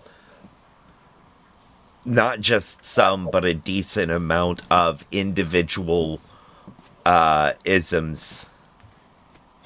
You know, there's a decent amount of individual racism and sexism, but there's also a pervasive amount of systemic, and that is, you know, the white man is keeping the black man down. But I expand that to the white man is keeping the white woman down, the white man is keeping the black woman down, the white man is keeping the trans community down, the non-binary community down, the gay and lesbian community down, anybody who doesn't fit into the very, very strict definition of white man. You know, that, I mean, was only last century updated to include Italians, Spaniards, and Irish. You know? And I'm not entirely sure it's been expanded this century to include Jews, because I'm pretty sure, but it has been, I think, this century expanded to include Catholics. I think Catholics count as white now. Isn't technically, that? I think they already counted.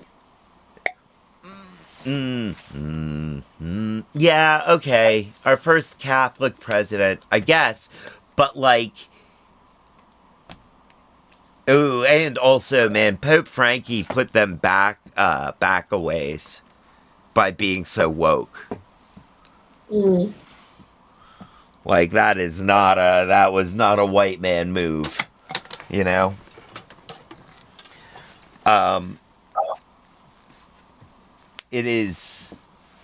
Whiteness is precarious as a performed existence. It is very, very precarious.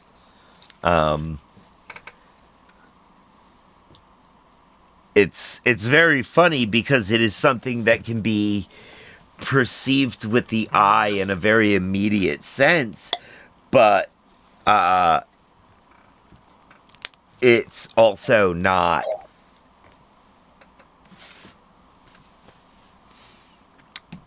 just that. If you don't maintain that performance completely and entirely throughout the entirety of all of your interactions with the system, then you lose your whiteness very quickly.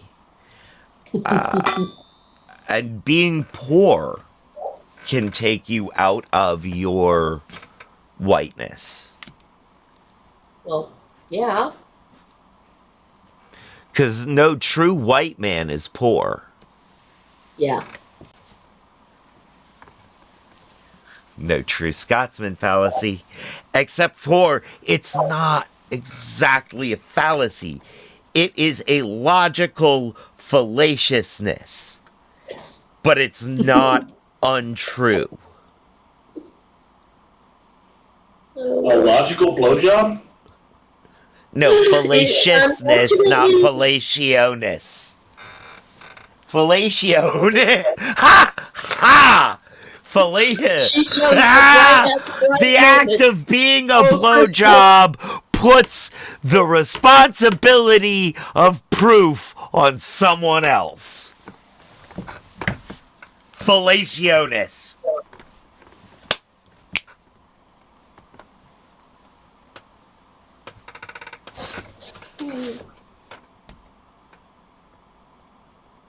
We're about to hit our 4th hour. Good Lord. I'm not surprised. Happy Sunday, Just Me, Crystal. Much love. Saturday. I'm so sorry. Happy Saturday. Much love. I'm so sorry you came in on fallationess. It was a beautiful landing point. I love how you're so embarrassed by it that you keep eating it. I know. Because it is actually really good. It's really good. Everybody loves it.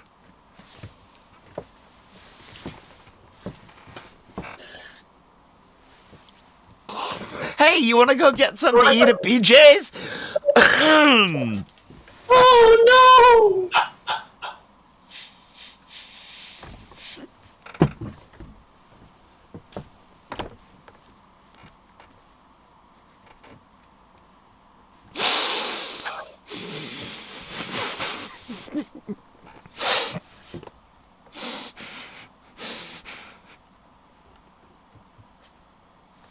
I hear their beer has a good head on it.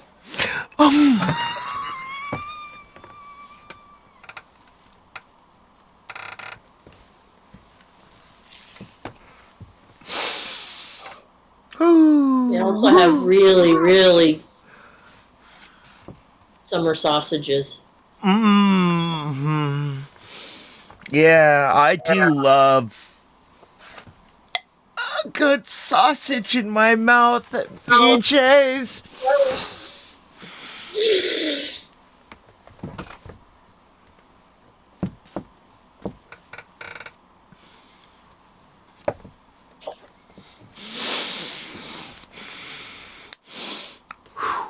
Okay, so friends, I think this is about where we've got to wrap it up soon. This has been a pretty intense discussion. Yeah, intensely funny. Ha ha! God, that was awful. So, Oh my. So glad we're doing a different video next week. I wouldn't say that this video was intense. we've all been, yeah.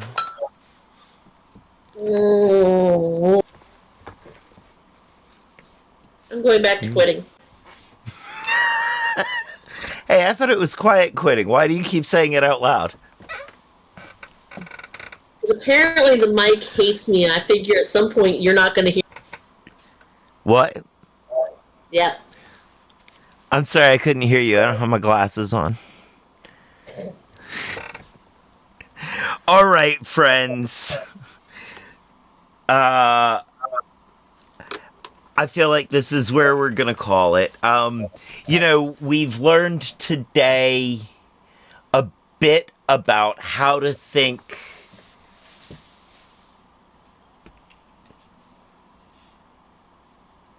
Yeah, we've learned today a bit about how to think.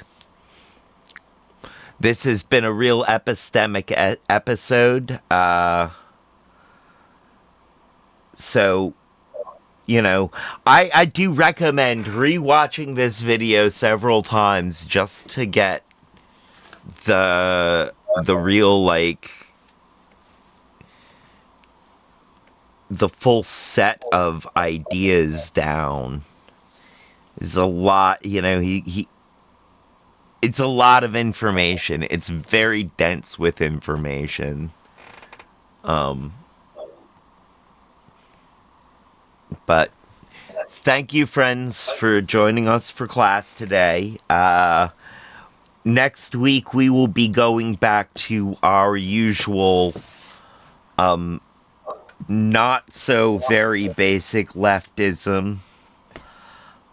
We will be starting to discuss, discuss, and react to Deja Shade's video, The Monetization of Everything. It is in the Discord chat. Privatization. Privatization. What did I say?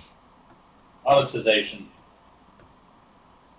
Same thing. Yeah, that's right. They're not actually the same thing. No, but they sure do seem like the same thing, especially when you get done watching the video. Yeah, I will put the link to this video in the description of the YouTube, and YouTube video that you're going to be probably watching right now if you're watching this on YouTube. Hi, YouTube. And bye, YouTube, because we're leaving now. So, yeah, that's the,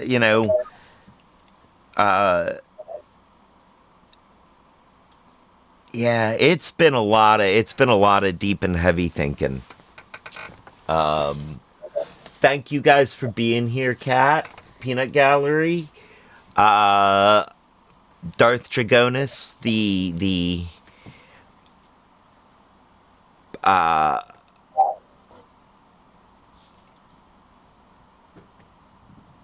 broxygen that fills my lungs. Mm-hmm. I'm gonna need to use that again on Tuesday for it, or Thursday for him. You're going to need to use it in a chat when Lockpick is present. The broxygen to my brain would be even more appropriate. Mm.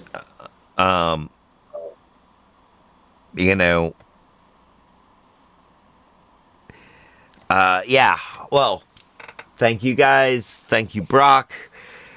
Thank you, Just Be Crystal. Always lovely to see you. Thank you, Kush Gang's Ways. Always love to see you. Kush Gang Swayze. Maybe it's that. Anyway, thank you guys for being here. All of you lurkers. Stick around for the raid. Come back tomorrow for Sunday shenanigans, when hopefully we'll just be being silly and stupid. But it'll still probably be political. Yeah. Thank you, everybody, for being here. Tomorrow should be Wait, Don't Tell Me. Yeah. Shouldn't it? Sunday shenanigans. So yeah, it's going to be political. Political, but still a lot funnier than this. One would hope. I hope. But, on the other hand, I have no idea. We got pretty stupid today. And by stupid, I mean funny. I'm pretty stupid every day. Huh? The Vulcans did it. And him. And her. And that. Before I say something, This conversation was very vulcanized. Yes, it was.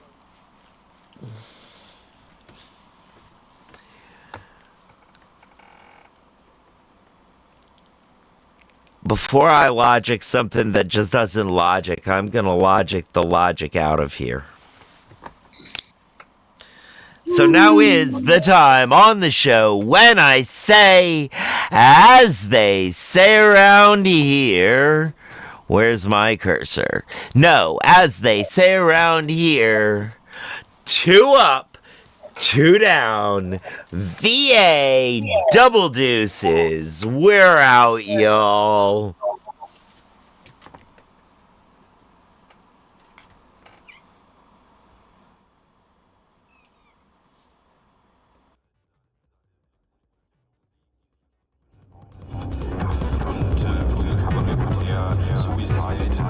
Ja, und die Resurrection an die jungen Leute, die glaube ich auch wieder so vom Chicago House oder auch generell von den Detroit Chicago House Sachen beeinflusst waren, die natürlich dieses Industrial-mäßige, etwas ältere überkommen und haben gesagt, ja, das wird jetzt Zeit, wir müssen Platz machen für was Neues.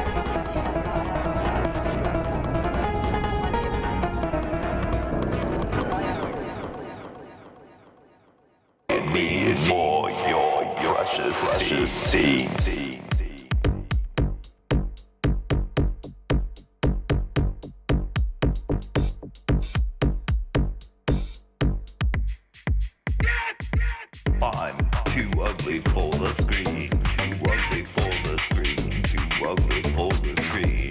I'm too ugly to be seen, too ugly and mean. I'm too ugly and mean, too ugly and mean. No one wants to be me.